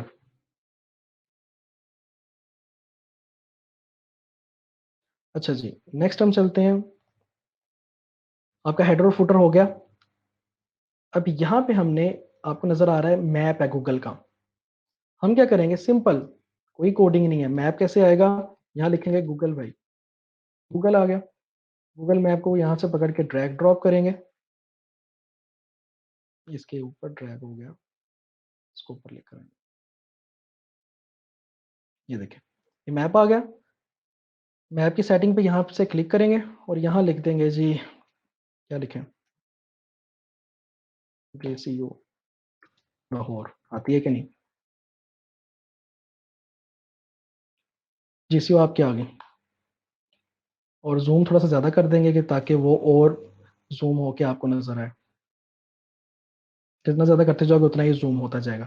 JCU آ گئی. ہائٹ کتنی کرنی ہے, آپ ہائٹ یہاں سے سلیکٹ کر سکتے ہو. ہائٹ ہو گئی. نیکسٹ کیا ہمارے پاس, پھر سے آپ دیکھ لو ایک نئی رو ہے یا وہی والی رو ہے, اس میں پیڈنگ زیادہ دی ہوئی ہے. پھر سے ایک ہیڈنگ ہے چھوٹی, پھر سے وہی چیزیں ہیں اور سوشل آئکن. تو میں نے آپ کو یہ آلریڈی بنا کے اوپر بھی دکھا دیا, وہی چیزیں ہیں. اب دیکھو یہاں پہ زیادہ ہے پیڈنگ اور یہاں پہ کم ہے, تو وہیں پہ جا کے دوبارہ سے اوپر اگر ہم نے پیڈنگ دی ہے ٹاپ کی, تو ادھر بھی پیچھے بھی ہم نے دے دی. تو ہم کرتے ہیں اپڈیٹ, ریفریش کرتے ہیں. سر ہمارے پاس فوٹر بن گیا, جیسے وہ پریفٹ والی ویب سائٹ پہ بنا ہوا ہے. اوپر کانٹیکٹ اس ہے, نیچے تھوڑا سا پتہ دیا ہوا ہے, نیچے سوشل آئکنز ہیں, اور نیچے فل میپ ہم نے دے دیا. اور فوٹر میں ایک چیز اور ہوتی ہے, کاپی رائٹ وغیرہ لکھا آتا ہے. اس کے لیے کیا کریں گے ہم, سمپل, ہیڈنگ پکڑی, اس کو نہیں پکڑنا تو یہاں سے اس کو ہی ڈپلیکیٹ کر لو اور نیچے لے جاؤ, اور یہاں پہ آپ لکھ دو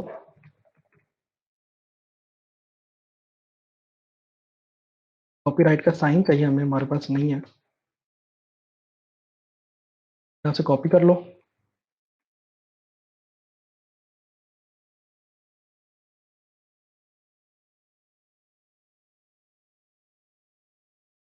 جو بھی آپ کا ویب سائٹ کا نام ہے, لائک پریفرڈ وغیرہ ہے تو وہی لکھ دو گے آپ, pbh.com all rights reserved. ٹھیک ہے, اور آپ یہ لکھ دیا. تھوڑی سی اوپر پیڈنگ دیں گے, سوری, وہیں پہ جا کے سیم وہی چیز ہے, پھر سے پیڈنگ کلک کیا اور ٹاپ کی پیڈنگ دے دی 20 کی. اور یہاں پہ نیچے جو ہے اب اچھا نہیں لگ رہا, کیونکہ جب کاپی رائٹ آتا ہے اس کے بعد, ایک منٹ یار, گائز اذان کا بریک ہے, ابھی تھوڑی دیر تک واپس آ جائیں گے سر. آواز آ رہی ہے صحیح؟ اچھا, وہ اذان ہو رہی تھی تو اس لیے مجھے ذرا بند کرنا پڑا, تھوڑے سے گلے کا مسئلہ تھا تو اس لیے. اچھا جی, اسکرین شیئر کرتے ہیں جی. ہمارے پاس یہ آپ کو نظر آ رہا ہے کہ نیچے زیادہ اسپیس ہوگی. ہم نے پہلے پیڈنگ ایڈ کر دی تھی, لیکن مجھے آئیڈیا نہیں تھا کہ کاپی رائٹ بھی لگانا ہے.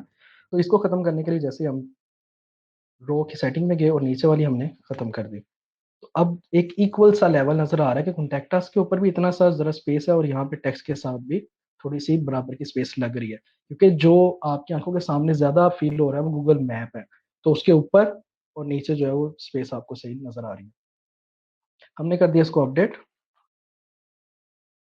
ریفریش کرتے ہیں. جب بھی آپ یہاں پہ سرچ کرو گے گوگل میپ پہ, کوئی بھی سرچ کرو گے تو لوکیشن آپ کی لازمی آئے گی. کیوں؟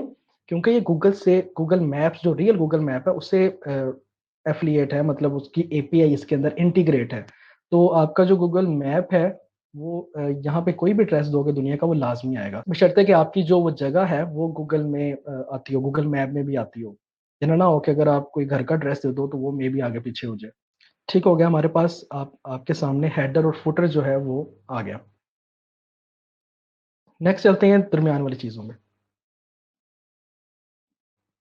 उसके लिए आप फुटर जो है ख़त्म कर दोगे, मेन्यू भी ख़त्म कर दिया हमने। हेडर को हम यहाँ से एग्जिट कर देंगे। ये आपका हेडर आ गया, इसको हमने ख़त्म कर दिया, बना लिया। हमारी वेबसाइट पे सामने आपको नज़र आ रहा है कि ये हेडर है और ये फुटर है। अब हम जो लास्ट चीज़ है इस पेज के लिए, पेजेस पे जाएंगे। वही पेज जो हमने home as a home page default page लगाया हुआ है, उसको हम एडिट पे क्लिक करेंगे और इसका एडिट विद एलिमेंटर हम क्लिक कर देंगे, क्योंकि अब हमने जो हमारा हेडर है और जो हमारा फुटर है इसका दरमियानी हिस्सा डिज़ाइन करना है। तो इस बात है कि हम जो होम पेज होगा उसको जाके एडिट विद एलिमेंटर क्लिक कर देंगे। Edit with Elementor. अच्छा, एक और चीज़ है वो मेरे ज़हन में नहीं रही, वो वाकई बहुत इंपॉर्टेंट है कि वेबसाइट हमने रिस्पॉन्सिव भी करनी है टैबलेट और मोबाइल पे।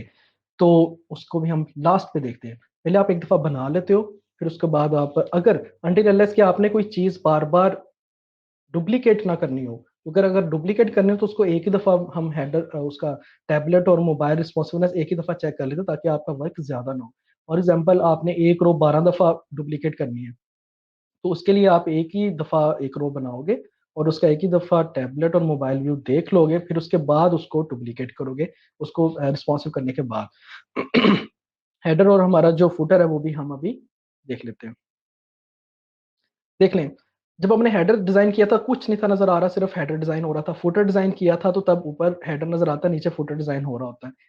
पेज पे जो आपने हेडर बना लिया वो भी नजर आएगा और फुटर भी, क्योंकि इसके दरमियान जो हिस्सा है इसको हम एडिट कर रहे हैं, इन दोनों के दरमियानी हिस्से को। स्टार्ट करते हैं जी। एक तस्वीर है बड़ी, उसके ऊपर कुछ टेक्स्ट लिखा हुआ है, नीचे छोटा टेक्स्ट लिखा हुआ है, नीचे बटन है। सिंपली हमने किस तरह डिजाइन करनी है। सबसे पहले एक रो, देखो हमारे पास ये कंप्लीट पिक्चर है ना, कंप्लीट ही है। इस क्लाइंट ने यहाँ से साइडों पे जरा पैडिंग दे दी है, लेकिन हमें कंप्लीट चाहिए।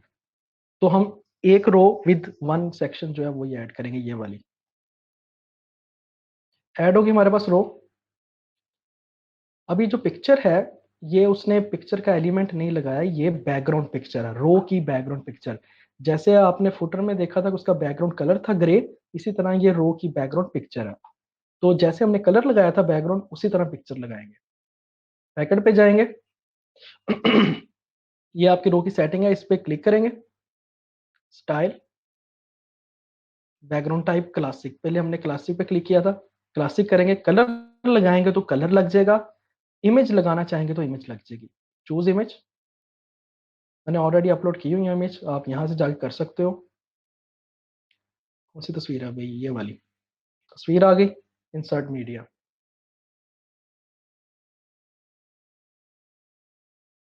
अब आपके सामने तस्वीर नजर आ रही है, यहाँ पे लगी नजर आ रही है पर यहाँ पे नहीं, क्यों?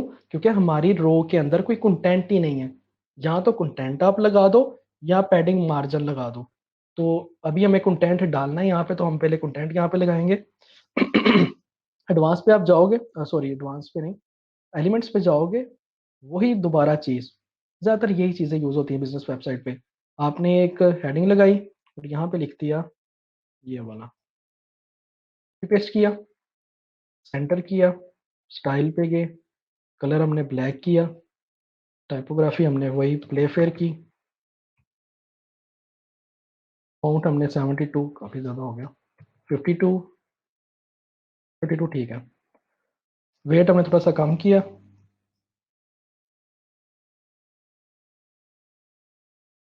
ठीक हो गया जी। और ये क्योंकि दो लाइनों में है तो वही कोड आपको याद रखना पड़ेगा, क्योंकि हेडिंग मैंने लगानी है तो वो कोड हमें याद होना चाहिए।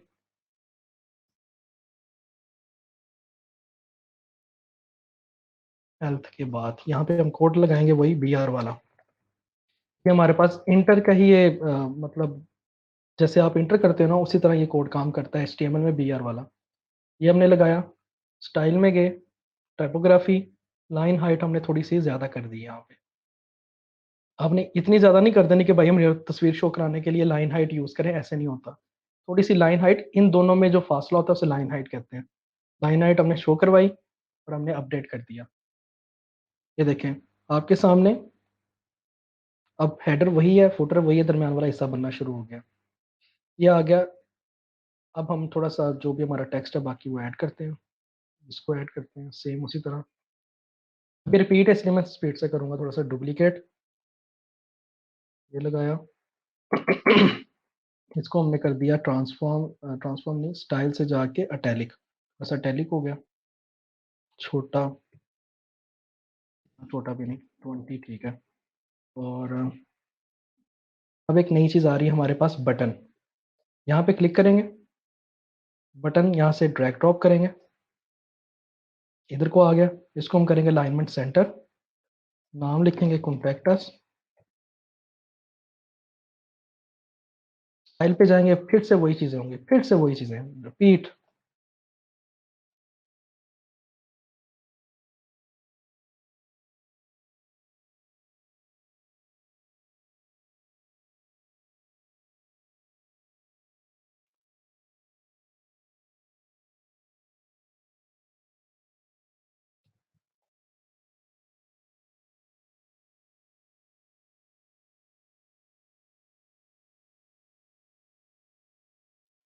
कॉन्टैक्टस हमने लगा दिया यहाँ पे।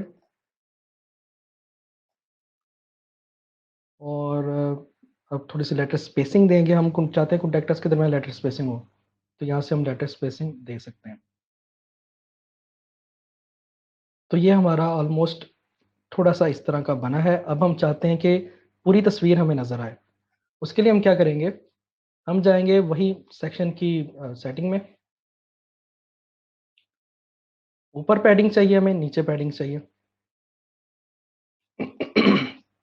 यहाँ पे पैडिंग देंगे फॉर एग्जांपल हम 250 की, और 250 की नीचे, अगर ये ज़्यादा होगी तो हम देंगे 200 कर लो, और 200, ये ऊपर नीचे नज़र आ रही है। हमारी तस्वीर जो है वो सेंटर में नहीं आ रही, यहाँ पे तस्वीर सेंटर पे है, यहाँ पे नहीं आ रही। उसके लिए क्या करेंगे, स्टाइल में जाएंगे, सेक्शन के ही पोजीशन जो सी आपने रखनी है,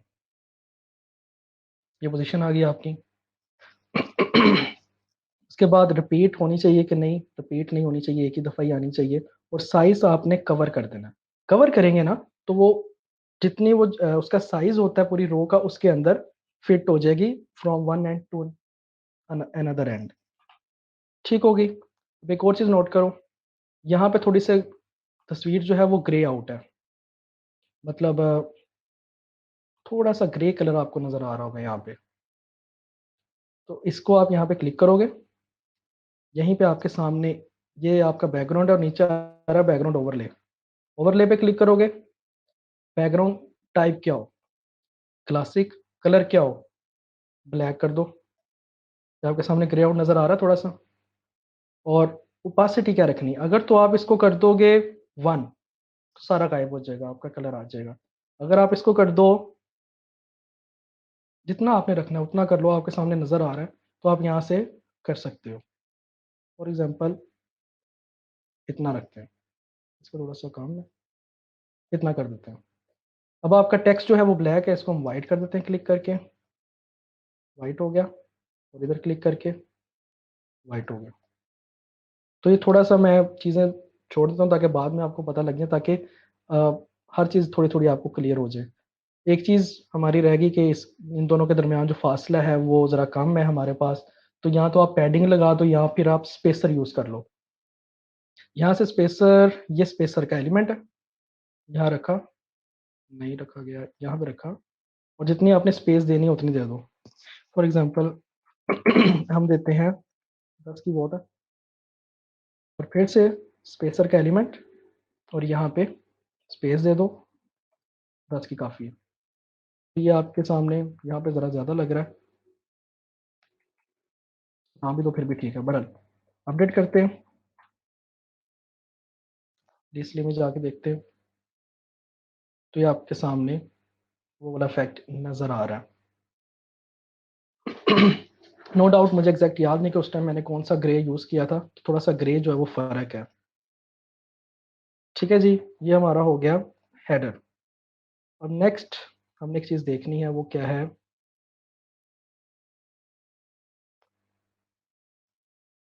नेक्स्ट हमने ये बनाना। अब ये बहुत ही सिंपल है, क्योंकि जितना हमने कर लिया है, अगर आप उतनी की भी प्रैक्टिस करो तो ये इजीली बन सकता है। किस तरह, अब आप देखो आपने विजुअलाइज किस तरह करना है। अब मैंने सिखाना नहीं, आपको विजुअलाइज करवाना है। विजुअल आप इस तरह कर सकते हो, एक रो है, ये देखो, आपको एक रो ऐड करोगे, ये नीचे जाके रो, कॉलम कितने हैं, एक ये कॉलम है, दरमियान में देखो डिफरेंट, और एक ये कॉलम है, एक रो दो कॉलम, एक रो दो कॉलम ऐड किया, इसके साथ जुड़ गया। इस साइड पे बैकग्राउंड इमेज है, इस कॉलम में, इस साइड पे बैकग्राउंड इमेज है ब्लू, इमेज नहीं है, कलर है ब्लू, और उस कॉलम के अंदर सिर्फ एक हेडिंग है। सिंपली इस तरह आपने विजुअलाइज करना है।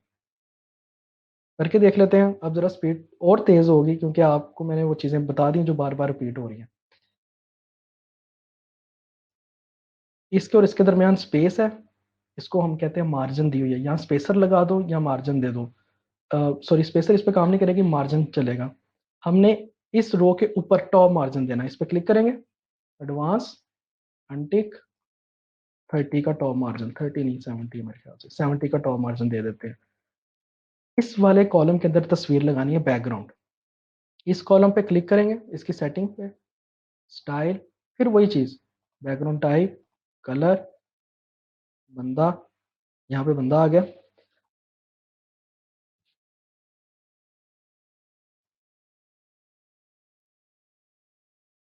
आ जाओ भाईजान, कितना टाइम लोगे।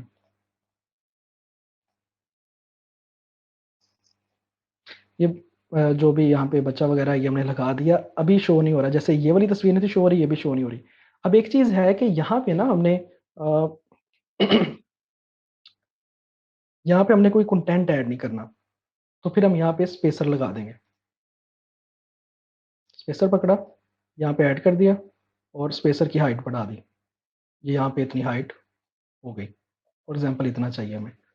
और अभी हमें वो बच्चा नज़र नहीं आ रहा, क्योंकि जैसे हमें ये तस्वीर से ही नज़र नहीं आ रही थी, इसी तरह वो बच्चा नज़र नहीं आ रहा, हमें वही दोबारा बैकग्राउंड की सेटिंग करना पड़ेगी। यहाँ पे क्लिक करेंगे, edit column, style, centre centre, attachment कुछ भी नहीं, रिपीट, नो रिपीट, कवर, ये देखें सर, वही सेटिंग दोबारा, ये चीज़ दूसरी बार रिपीट हो रही है, वही कलर, वही मतलब तस्वीर हो गई यहाँ पे, और कवर हो गया, और सेंटर सेंटर हो गया, ये यहाँ पे आ गया। इस वाले कॉलम पे हमने क्या करना है, इस वाले कॉलम पे हमने कलर लगाना है, क्लिक किया यहाँ पे, style, background type, colour, blue colour लगा दिया, ब्लू कलर लग गया। इस वाले कॉलम पे हमने हेडिंग लगानी है, हेडिंग यहाँ से उठाई, यहाँ फेंकी, जो भी उनका ये था कॉपी पेस्ट किया, यहाँ पे लगा दिया, जहाँ पे उनका हमें चाहिए था बी आर लगाना, तो वहाँ पे हम बी आर लगा देंगे। एक दफ़ा लगाना ठीक है, नहीं तो एक दफ़ा और लगा लो। सेंटर में किया, स्टाइल में गए, कलर वाइट किया, हमने फैमिली जो है फ़ॉन्ट फैमिली वो की, यहाँ से 16 20 कर लो, 16 कर लिया। अच्छा, यहाँ पे सेंटर में नहीं है, तो इसलिए सेंटर में नहीं रखेंगे। अब एक चीज़ है कि आपके सामने ये चीज़ सेंटर में नज़र आ रही है, और यहाँ से स्टार्ट हो रही है बजाय कि यहाँ से। उसके लिए आप क्या करोगे, ये कॉलम पे क्लिक करोगे, कॉलम की सेटिंग पे, पैडिंग, और यहाँ पे आप पैडिंग दे दोगे 50 की, कि हर तरफ से कॉलम के अंदर जो भी कंटेंट होगा उसे 50 की पैडिंग कर दो। एक चीज होगी। अब हमने इसको सेंटर में लाना है, ये यहाँ पे इसको सेंटर में लाना है। इस रो पे क्लिक करो, यहाँ से लेआउट पे जाओ, यहाँ लिखा है कि आपकी जो अलाइनमेंट है वो क्या हो, मिडल, जो भी कंटेंट है वो पूरी रो में कहाँ पे प्लेस हो, मिडल पे, तो आपका कंटेंट जो है वो मिडल में प्लेस हो जाएगा। रिफ्रेश करते हैं,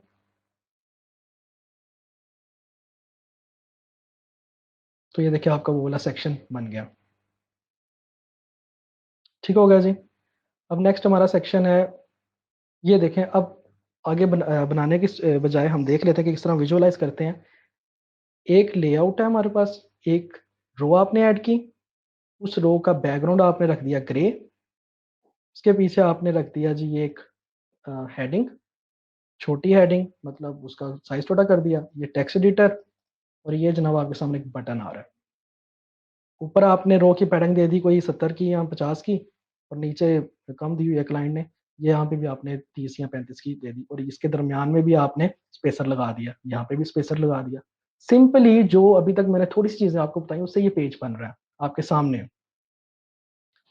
ٹھیک ہو گیا. نیکسٹ ہم چلتے ہیں.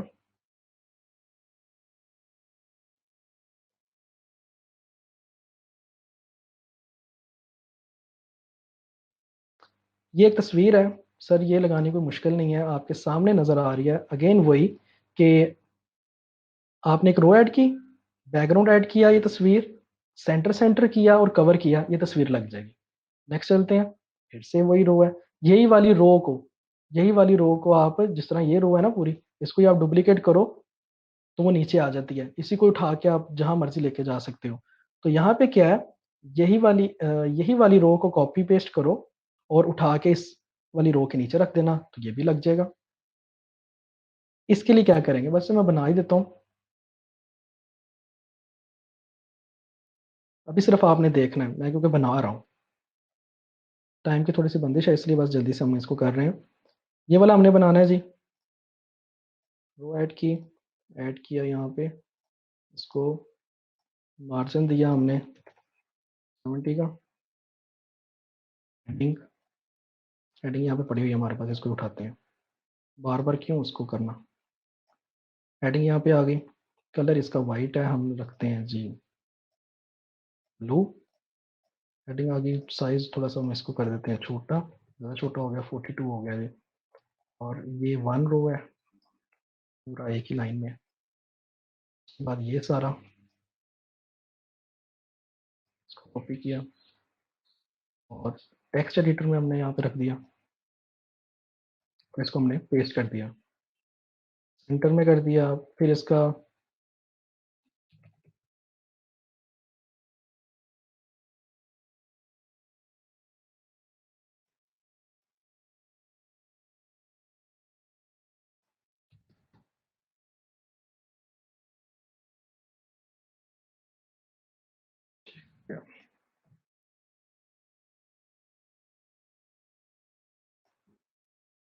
اس کو ہم نے کر دیا سیو.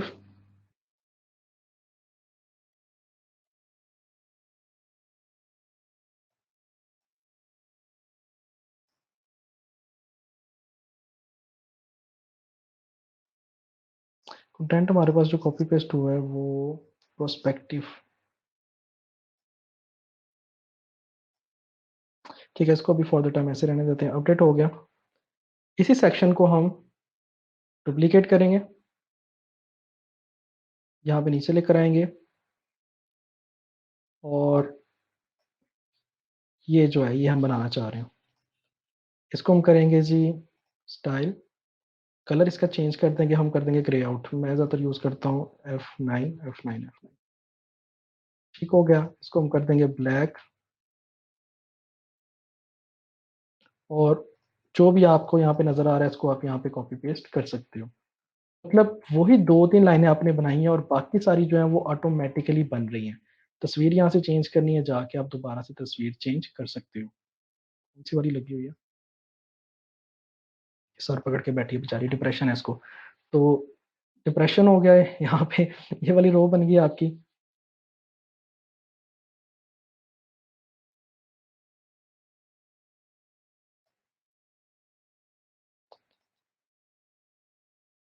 تصویروں کے ریزولوشن ہیوی جو ہے وہ اپلوڈ کیے ہیں کلائنٹ نے, اس وجہ سے ٹائم لگ رہا ہے. اچھا, اب یہ والی ہوگی. اب یہ والی آپ نے بنانی ہے. سمپلی اس کو آپ نے ڈپلیکیٹ کرنا ہے, اور ادھر والی تصویر کو اٹھا کے آپ نے ادھر کر دینا نیچے جب آپ ڈپلیکیٹ کرو گے, اور یہاں پہ آپ نے ٹیکسٹ چینج کرنا ہے. تو اس طرح آپ کا سارا پیج جو ہے وہ بنتا جائے گا. تو یہ اب جس طرح میں نے آپ کو بتا دیا, ایزیلی سارا پیج اسی طرح کاپی پیسٹ کر کے دیکھیں. یہ وہی چیزیں ہیں, وہی 4 ایلیمنٹس جو آپ کو بتائے ہیں میں نے. ایک تو سیکشن کا بیک گراؤنڈ, ایک एक कॉलम का बैकग्राउंड, एक आपको मैंने बताया जी हेडिंग, टेक्स्ट एडिटर और बटन और स्पेसर। बस ये 4 एलिमेंट से देखेंगे पूरा एक पेज बन जाएगा, और बाकी पेज भी इसी तरह बने हुए हैं। तो बिजनेस वेबसाइट में मेनली ये 4-5 ही यूज होते हैं। आपने सिर्फ थोड़ा सा प्रैक्टिस करनी है तो आपको ये आ सकता है। एक मैं चीज बता दूं, वो मैंने अभी नजर पड़ी है, बार बार पूछ रहा है रिस्पॉन्सिवनेस का। रिस्पॉन्सिवनेस का यहाँ से होता है, ये मोड है रिस्पॉन्सिवनेस का। यहाँ पे क्लिक करो, टैबलेट पे क्लिक करो, ये देखें, ये आपकी वेबसाइट रिस्पॉन्सिव बनी हुई है। अगर कोई चीज आपकी बहुत ज्यादा बड़ी लग रही है, फॉर एग्जाम्पल ये आपको बड़ा लग रहा है, तो यहाँ पे क्लिक करो।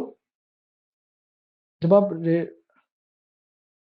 रिस्पॉन्सिव करते हो ना, फॉर एग्जांपल मैंने अभी टैबलेट मूड ऑन किया है, और ये जो आपका टेक्स्ट है ये आपको बड़ा लग रहा है, आपने क्या करना है, टाइपोग्राफी में जाना, तो ये देखो ये टैबलेट मोड पे हो गया। अब जो साइज दोगे वो टैबलेट मोड का होगा, तो यहाँ पे आप साइज दे दो छोटा जरा, वो छोटी होगी की चीज और छोटा देना, इस तरह छोटी होगी, तो ये सिर्फ टैबलेट पे होगा।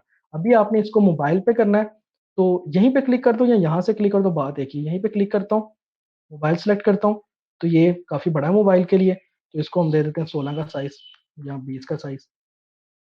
इस तरह आप रिस्पॉन्सिव करते हो। अब मोबाइल पे ये 20 दिया तो इसको और छोटा करेंगे हम, तो यहाँ पे मोबाइल के लिए हम इसको 14 का साइज दे देते हैं। और मोबाइल के लिए आप उसकी पैडिंग वगैरह भी चेंज कर सकते हो। जिस भी एलिमेंट के साथ इस तरह का आपको नजर आ रहा हो, जब आप डेस्कटॉप करते हो तो ये डेस्कटॉप है। अगर ये एलिमेंट के साथ, मार्जिन के साथ आपको डेस्कटॉप नजर आ रहा है, पैडिंग के साथ डेस्कटॉप नजर आ रहा है, इसका मतलब इस वाले एलिमेंट के आप अलहदा से टैबलेट पे भी अलहदा से कोई वैल्यू दे सकते हो और मोबाइल पे भी अलहदा से दे सकते हो। लाइक हम मोबाइल पे जाते हैं, तो यहाँ पे पैडिंग कोई और होगी इसकी, अगर आपने चेंज करनी है तो यहाँ पे पैडिंग आप चेंज कर सकते हो। यहाँ पे चेंज करने से वही पैडिंग आपकी डेस्कटॉप पे चेंज नहीं होगी, डेस्कटॉप पे वो चीज खाली रहेगी। अगर आपने कुछ छोड़ दिया तो वो होगा, लाइक 10 की दी है यहाँ पे, अब आप मोबाइल व्यू पे जाते हो तो वहां पे 50 होगी। तो इस तरह आप रिस्पॉन्सिव करते हो, लेकिन सिर्फ उन्हीं एलिमेंट्स को कर सकते हो जिनके साथ ये वाला मोबाइल या डेस्कटॉप बना होगा।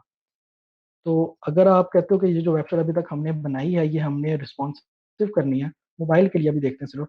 ये कॉन्टैक्ट अस है, कॉन्टैक्ट अस का जो टाइटल है ये काफी बड़ा है मोबाइल के लिए, उसको हम 14 कर देते हैं, कॉन्टैक्ट अस छोटा हो गया। पैडिंग जो भी हमने दी है इसको हम, यहाँ से स्पेसर है, अब स्पेसर भी देखो मोबाइल के लिए अलग से स्पेस है, तो इसको भी हम 0 कर देते हैं, अगर हमें नहीं चाहिए तो हम 0 कर देते हैं। और इसी तरह ऊपर वाले स्पेसर को भी हम कर सकते हैं। ये ठीक है ऑलरेडी मोबाइल पे। ये अगर आपको ज़्यादा साइज लग रहा है तो इसको आप वहीं पे जाके छोटा साइज कर दो, लाइन हाइट थोड़ी सी बढ़ा दो।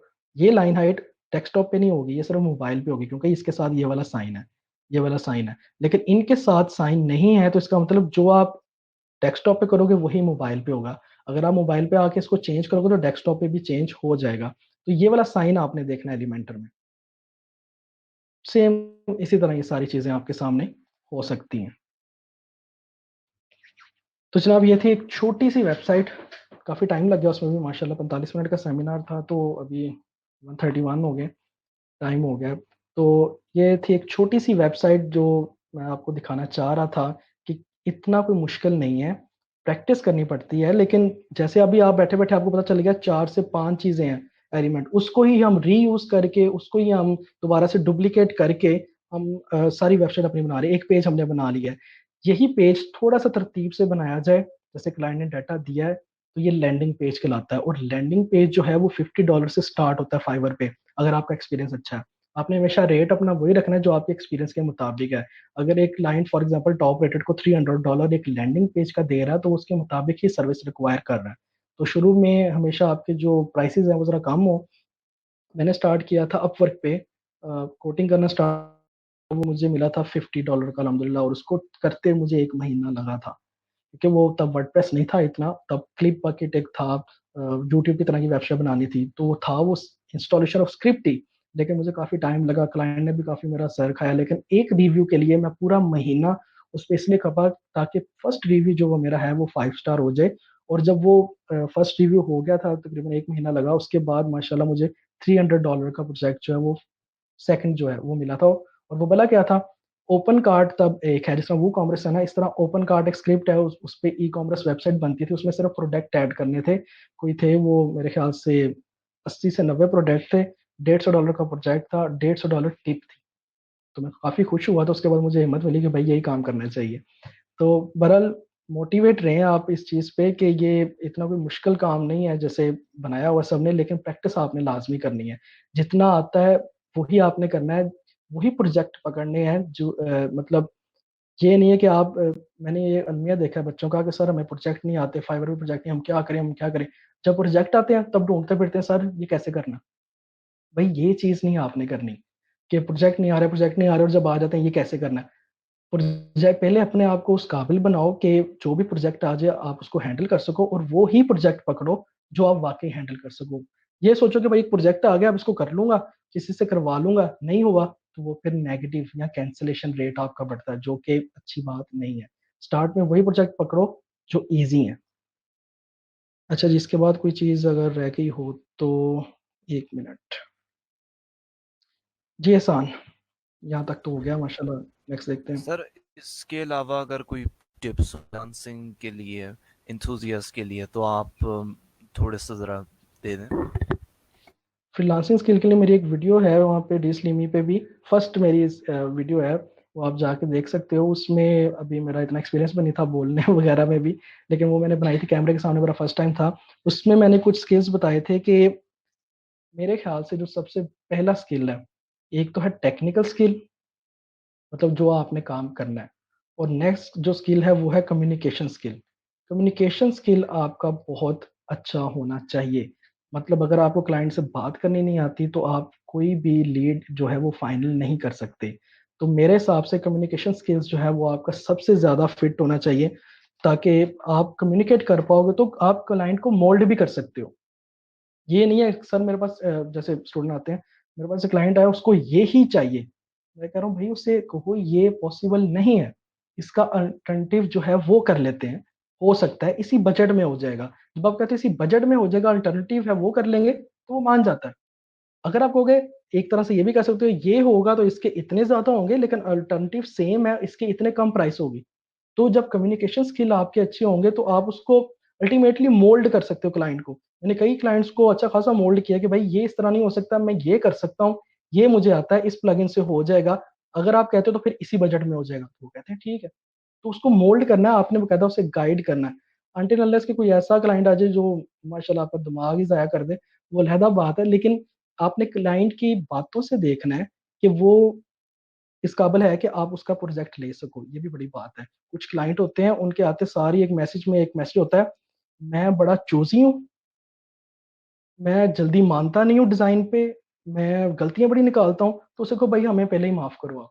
جب وہ آپ کو پہلے ہی ڈرا رہا ہے نا کہ پروجیکٹ کے سٹارٹ ہونے سے پہلے کہ بھائی میں بہت بلا چیز ہوں, تو آپ کو بھائی ہم نے اپنا سر خراب نہیں کرنا, ہم کوئی اور چیز کر اور کلائنٹ پکڑ لیں گے جو کہ ایک ذرا لینینٹ ہو. تو بیسیکلی کلائنٹ کی ورڈنگ سے پتہ لگتا ہے کہ اس کو آپ نے مطلب پروجیکٹ اس سے لینا بھی ہے کہ نہیں لینا. کبھی بھی کوئی پروجیکٹ آتا تو جلدی اس کے پیچھے نہ بھاگ پڑو.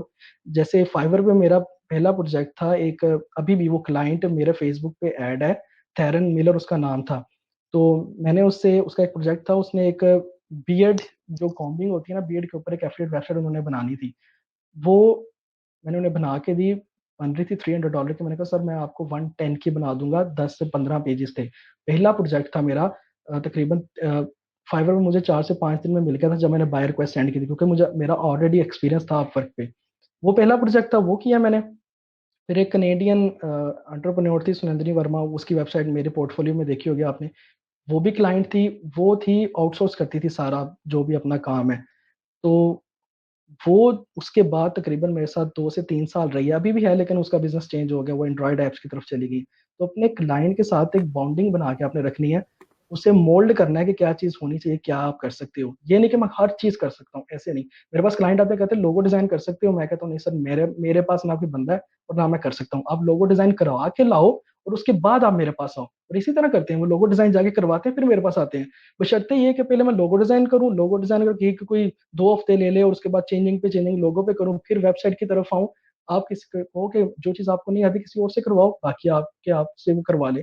تو یہ چیز ہونی چاہیے کہ کمیونیکیشن اسکل آپ کا بہترین ہو, آپ کو مولڈ کرنا آتا ہو, اور انگلش پہ ذرا گریپ آپ کی اچھی ہو, تو کوئی بھی پروجیکٹ انشاءاللہ آپ کے ہاتھ سے نہیں جاتا. تو چھوٹا سا ٹپ یہی ہے. اور اگر جو نیو بیز ہے ان کے لیے ٹپ یہ ہے کہ بھائی کنسسٹنٹ رہنا آپ نے, مطلب कंसिस्टेंट का मतलब है कि अगर आपने फाइवर का कहीं देखा होगा, अपवर का देखा होगा, बिड्स करते रहना है, बाय रिक्वेस्ट भेजते रहना है, गिग को मॉडिफाई करते रहना है। ये नहीं कि 30 दिन आपने बस कर लिया और उसके बाद आपने छोड़ दिया।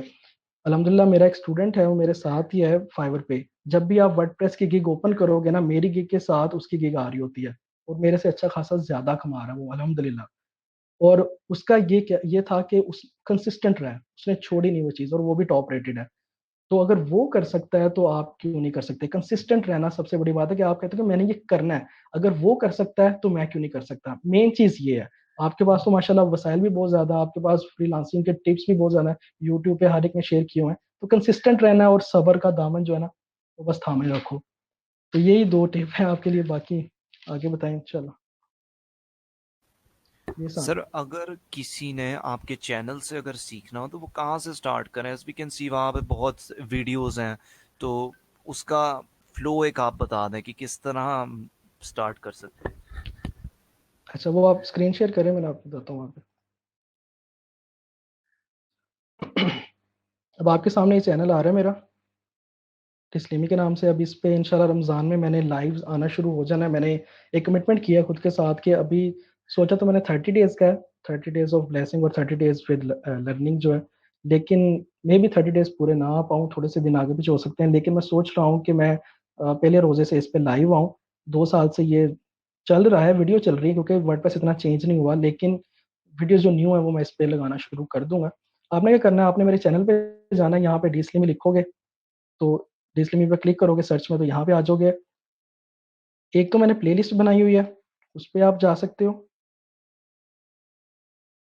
ये पहली प्लेलिस्ट है, ये पहला मेरा वेबिनार था इस चैनल पे, इसमें मैंने गिग बनाना सिखाया। अगर आपने देखनी तो आप ये देख सकते हो। उसके बाद ये प्लेलिस्ट है WordPress training in Urdu and Hindi 2018-19।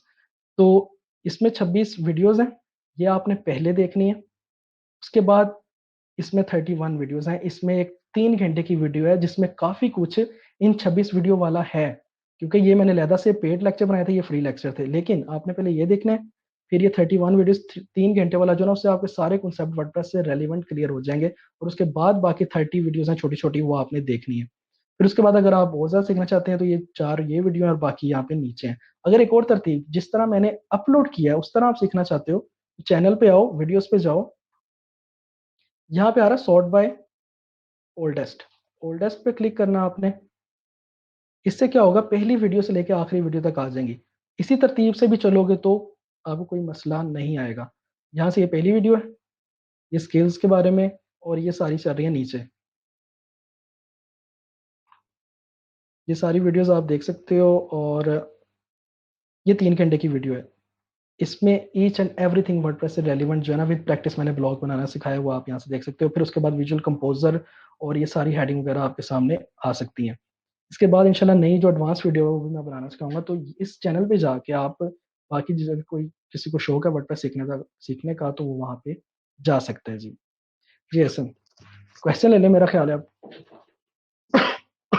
जी अब क्वेश्चन की साइड पे मूव कर लेते हैं।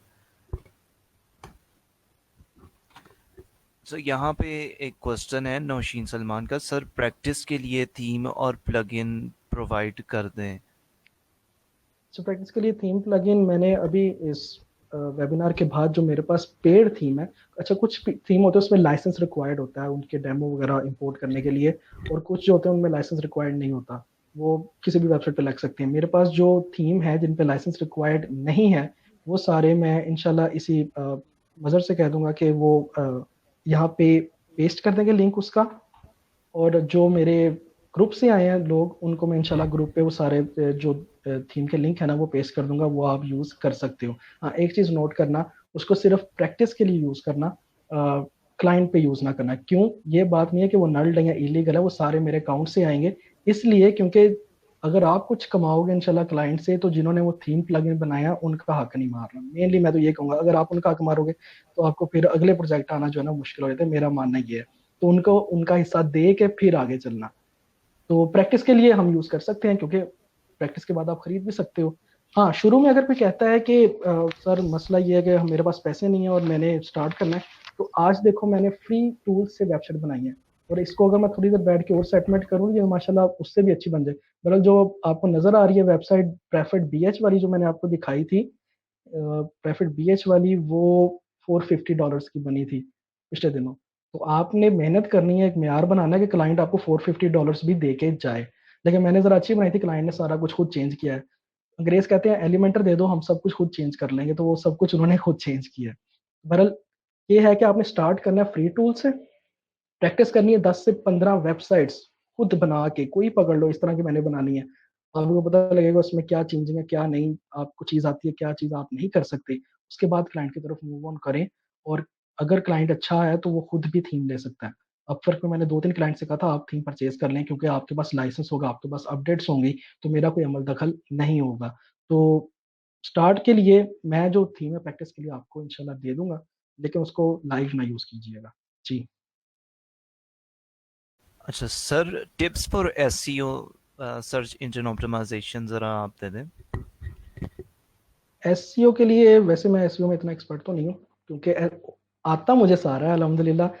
लेकिन वो होता है ना कि कुछ मैंने देखे हैं, दो चीज़ें पढ़ के और उस पर वीडियो बनाना शुरू कर देते हैं अपने चैनलों पे, वो मैं नहीं करता। जो चीज़ पे मैं अल्हम्दुलिल्लाह जो समझता हूँ कि मुझे आती है, मैं वही बताऊँ। लेकिन एसईओ पे अगर आपने एसईओ करना है अपने पेजेस का, तो वर्डप्रेस में योस्ट एसईओ एक प्लगइन है।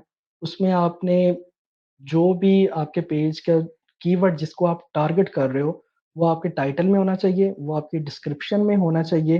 डिस्क्रिप्शन योस्ट एसईओ आपको बताता है कि आपने एक सर्टेन लेवल के बाद अपनी डिस्क्रिप्शन नहीं लिखनी, मतलब ग्रीन बार आता है, अगर आप उस सर्टेन लेवल के बाद आप लिखोगे तो वो रेड हो जाएगी, और उस लेवल से ज्यादा गूगल अलाउ नहीं करता। तो योस्ट एसईओ एक बना बनाया टूल है, जिसमें आपको ये याद रखने की जरूरत नहीं है कि टाइटल कितने इंचों का हो, डिस्क्रिप्शन कितने इंचों की हो, आप सिर्फ उसको यूज करो, वो खुद ही रेड और ग्रीन कर देगा उस चीज को। फिर उसके बाद आपने इमेजेस के अंदर टैग्स यूज करने हैं, डिफरेंट आल टैग्स होते हैं। जैसे एलिमेंटर मैंने आपको दिखाया, जो पहली इमेज थी या जो पहली हेडिंग थी, मैं अभी कोई एसईओ नहीं था देख रहा, मैं सिर्फ H1 H2 बस ड्रैग ड्रॉप करके उसको छोटा बड़ा कर रहा था। लेकिन जो आपका टैग होता है, कीवर्ड होता है, उसको देखना होता है कि H1 पे लगाना है, H2 पे कौन सा लगाना है, H3 पे कौन सा लगाना है।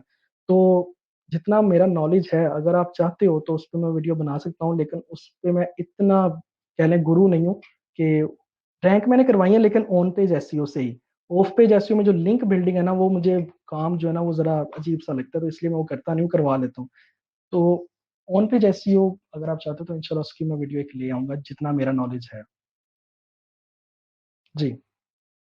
अच्छा, एक वीडियो की रिक्वेस्ट आई है, कॉन्टैक्ट फॉर्म में ईमेल सेटिंग करने की एक वीडियो बना दें, उसमें बहुत इशू आ रहा है, आप है ना व्यूअर को। ये वाकई आपने मेरे दिल वाला सवाल पूछा, कह लें आप। ये इशू आता है मेरे ना चैनल पे, एक वीडियो है आपको, बरल उसका नाम है कॉन्टैक्ट फॉर्म 7। कॉन्टैक्ट फॉर्म 7 किस तरह आप एक फॉर्म वगैरह बनाते हो, उसमें टू की फील्ड, कॉन्टैक्ट फॉर्म 7 के अंदर मैंने एक बड़ा जोर देकर पॉइंट है, टू की फील्ड में आपने क्या ऐड करना है और फ्रॉम की फील्ड में क्या ऐड करना है, वो डिसाइड करता है कि आपकी मेल कहाँ से जानी है।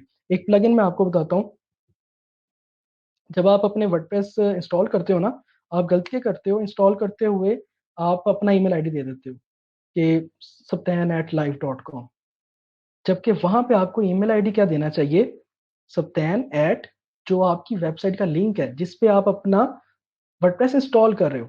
लाइक मेरे पास जो डोमेन आपको मैंने दिखाई है thesalimi.com, तो जब भी आपने वर्डप्रेस इंस्टॉल करना है तो आपने वहां पे ईमेल देना है info@thesalimi.com। उससे क्या होता है, उस ईमेल को पकड़ के वर्डप्रेस आपके सर्वर से ईमेल्स भेजता है। जब आप इस तरह करते हो कि saptan@live.com देते हो, तो वर्डप्रेस कहता है saptan@live.com का ना यूजर नेम दिया ना पासवर्ड दिया, तो मैं जो माइक्रोसॉफ्ट का लाइव सर्वर है वहां से कैसे ईमेल भेज सकता हूँ, तो वो फिर स्पैम में चली जाती है या फिर जाती नहीं है।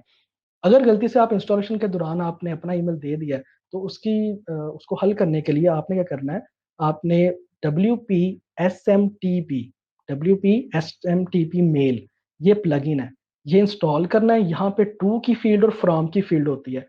फ्रॉम की फील्ड में हमेशा आपने देना info at जो भी आपकी डोमेन है .com, info@dsalimi.com। जब आप उसको सेव करोगे फिर आपका सर्वर ईमेल भेजना शुरू कर देगा। तो फ्रॉम की फील्ड जो है वो बहुत इंपॉर्टेंट है आपके कॉन्टैक्ट फॉर्म में। वो वीडियो देख लें कॉन्टैक्ट फॉर्म 7 वाली, माशाल्लाह उसमें काफी जोर दिया इस बात पे। जी। اچھا یہاں پہ ایک کوشچن ہے سر کیا ہم کوئی بھی C S S tag add کر سکتے ہیں ادھر ورڈ پریس میں؟ WordPress میں کوئی بھی CSS ٹیگ ایڈ کر سکتے ہو آپ. مطلب جو آپ کا ٹیکسٹ ایڈیٹر ہے اور جو آپ کا یہ ہے ہیڈنگ اسی کی بات ہو رہی ہوگی. اس کے اندر کوئی بھی CSS ٹیگ بھی ایڈ کر سکتے ہو. اسٹائل وغیرہ کا جو بھی آپ کے ٹیگ ہوتے ہیں وہ سارے آپ ایڈ کر سکتے ہو, کیونکہ انہوں نے بنائی اسی طرح ہے کہ صرف اس کو پلین ٹیکسٹ کی فیلڈ نہیں بنائی, اس کو HTML فیلڈ بنائی ہے. تو جو مطلب جن کو HTML CSS آتی ہے وہ یہ کہتے ہیں یار پیچھے اسٹائل میں جانے کی بجائے یہیں سے میں جلدی جلدی لکھ لوں, تو آپ کر سکتے ہو.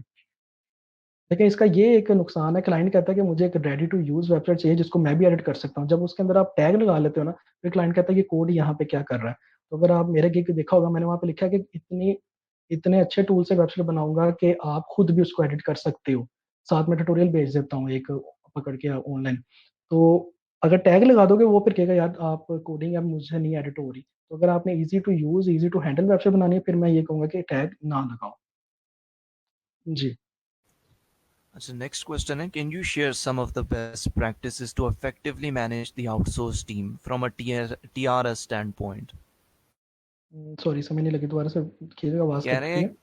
can you share some of the best practices to effectively manage the outsourced team from a TRS standpoint?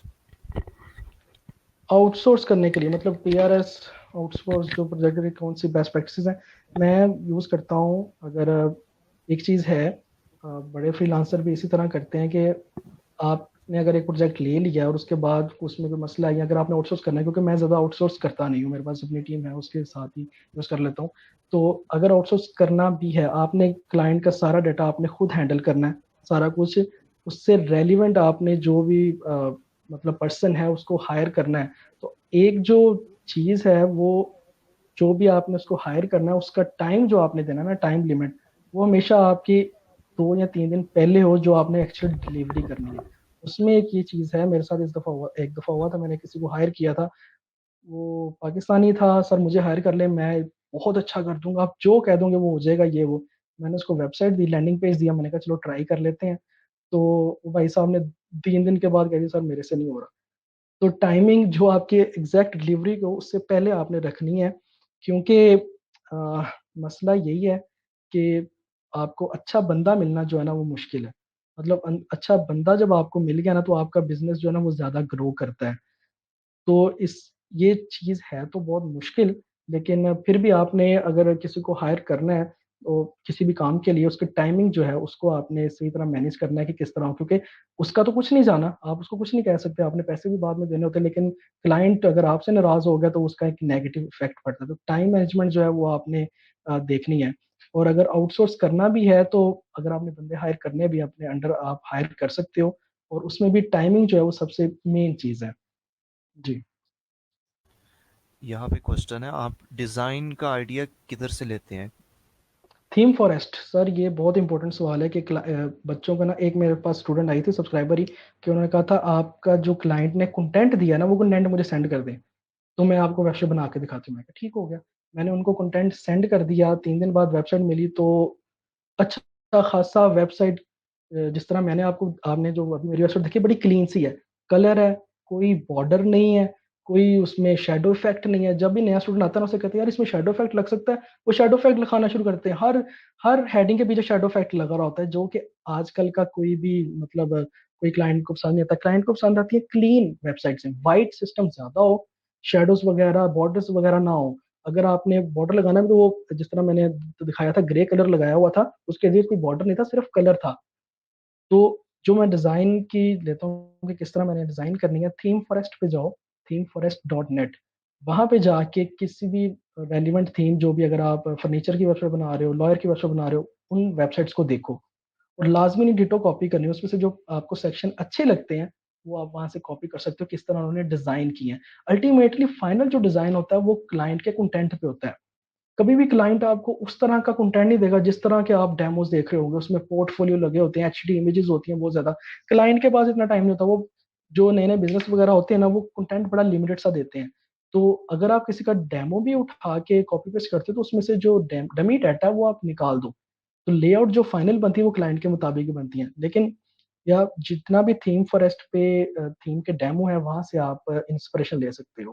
हाँ, कुछ डिजाइनिंग वेबसाइट है, डेवियन आर्ट वगैरह, वहां पे जाके ना सेंस लेने लग पड़ा कि किस तरह डिजाइन करना है। वो प्रैक्टिकली कंटेंट के साथ एडजस्ट नहीं होते, वो सिर्फ आर्ट के लिए ही है। जी। सर एलिमेंटर पे रिस्पॉन्सिव नहीं होता क्या? हाँ, ये साथ साथ उन्होंने सवाल पूछा था, मैंने देखा था, मैंने दिखा दिया उन्हें कि रिस्पॉन्सिव हो जाता है। फाइनल पे मैंने वही अच्छा। दिखाया था। जी। अच्छा, एडसेंस के बारे में आप कुछ कहना चाहेंगे? एडसेंस का मुझे लिटरली कोई एक्सपीरियंस नहीं है, लेकिन पता सारा है, क्योंकि एक बिजी होने की वजह से मैं उधर कर नहीं पा रहा एडसेंस वगैरह। तो एडसेंस हर कोई चाहता है कि उधर से कमाए।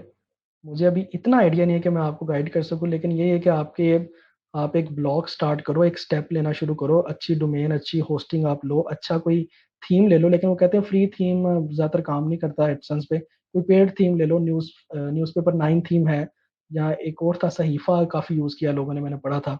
वो आप ले लो, नल्ड वर्जन ही, रियल वर्जन। उसको आप यूज़ करो, तो उसके बाद आपने जो आपकी ब्लॉग पोस्ट है ना, वो आपने काफ़ी लंबी लंबी लिखनी है। 300-500 वाला काम अब नहीं रहा।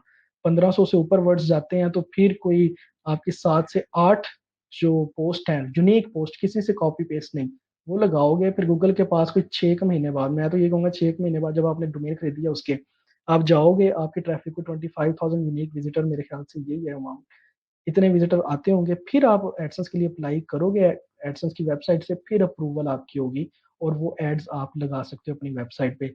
लेकिन इसमें भी सब्र जो है ना वो लाजमी चाहिए, कंसिस्टेंट होना चाहिए इंसान, और सब्र होगा तो वो 6 महीने वेट कर पाएगा। तो जब आप किसी से परचेज करते हो कि एडसेंस अवेलेबल वेबसाइट पे लगाता है वो एडसेंस, कुछ दिनों के बाद वो ब्लॉक हो जाती है, तो उन चीज़ों पे भी ना जाएं।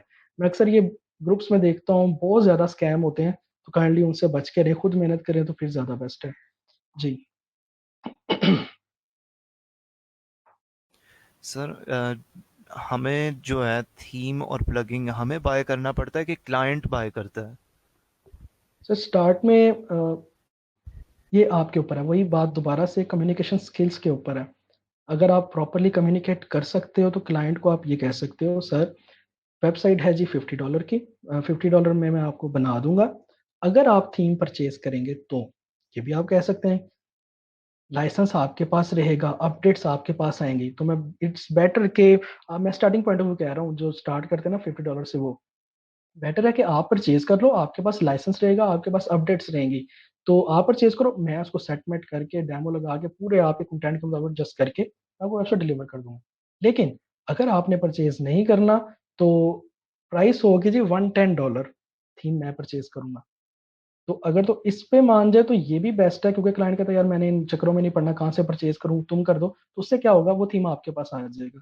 और अगर वो थीम बिना लाइसेंस के चल जाता है, तो आप और क्लाइंट को भी आप वो लगा सकते हो, क्योंकि जो वर्डप्रेस के जितने भी थीम्स वगैरह होते हैं सारे, जीपीएल शायद होता है नाम, वो लाइसेंस पे होते हैं, तो वो आप यूज कर सकते हो। ऑल दो के अब सिर्फ सपोर्ट आपको एक ही डोमेन पे मिलेगी जिसके लिए आपने वो थीम परचेज किया होगा, बाकी आप लगा जितनी मर्जी वेबसाइट पे सकते हो, आपने खुद परचेज किया है तो अगर तो क्लाइंट मान जाता है तो ठीक है, अगर क्लाइंट कहता है नहीं, तो फिर आप उन्हें कह सकते हो कि मैं अस्ट्रा और एलिमेंटर के साथ आपको जो है ना कस्टम वेबसाइट डिजाइन करके दे सकता हूँ फ्री प्लगइन्स के साथ, तो उस पर भी वो मान सकता है। और आप ये भी कह सकते हो फ्री प्लगइन्स प्रॉपरली अपडेट होते रहेंगे, ये नहीं है कि नॉन अपडेटेड होंगे, तो वो मान जाते हैं। आपने सिर्फ अपनी कम्युनिकेशन स्किल्स अच्छे करके उसके साथ डिस्कस करना है। ये नहीं कहना कि उसने एक बात कह दी है तो बस उसी पे रहना, सर वो कहते हैं कि सर उसने ये कह दिया तो बस यही होना। मैं क्या भाई, उसको मोल्ड करो, वो मोल्ड हो जाते हैं, वो भी इंसान है, कोई बैठे नहीं हुए। तो उससे आपने सिर्फ बात करनी है। तो जैसे आप आपका जो वे होगा उसके मुताबिक आप थीम वगैरह उससे निकलवा सकते हो, या खुद वगैरह आप कर सकते हो। जी। अच्छा, पेमेंट इंटीग्रेशन के बारे में आप कुछ कहना चाहेंगे?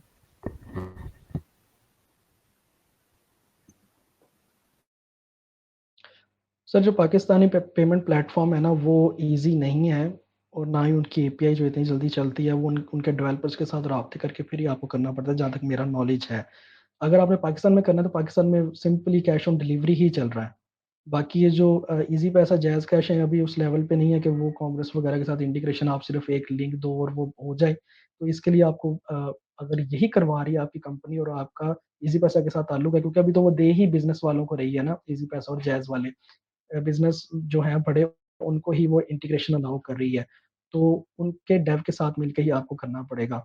لیکن اگر آپ اپنے کوئی چھوٹے کلائنٹ کے لیے اس طرح کر رہے ہیں تو وہ نہیں ہوتا، اس کے لیے کیش آن ڈلیوری ہی رہے گی، باہر کے ملکوں میں ہوتا ہے پے پیل وغیرہ. جی. سر بس اتنا ہی تھا، تھینک یو. چلیے تھینک یو سو مچ. انشاءاللہ میں جو تھیم وغیرہ ہے وہ میں گروپ میں مظہر کو کہہ دوں گا، وہ آپ کو دے دیں گے. باقی انشاءاللہ ملاقات ہوتی ہے چینل پہ، اس پہ میں نے لائیو سٹارٹ کرنے 2 گھنٹے کے، تو جو کویشچن آنسر ہوا کریں گے روزانہ بیسس پہ، ہم کو ایک آدھی نئی چیز سیکھیں گے، اور انشاءاللہ جو بھی آپ کے کویشچن ہوں گے وہاں پہ بھی آپ پوچھ سکتے ہیں. ٹل دین، اللہ حافظ.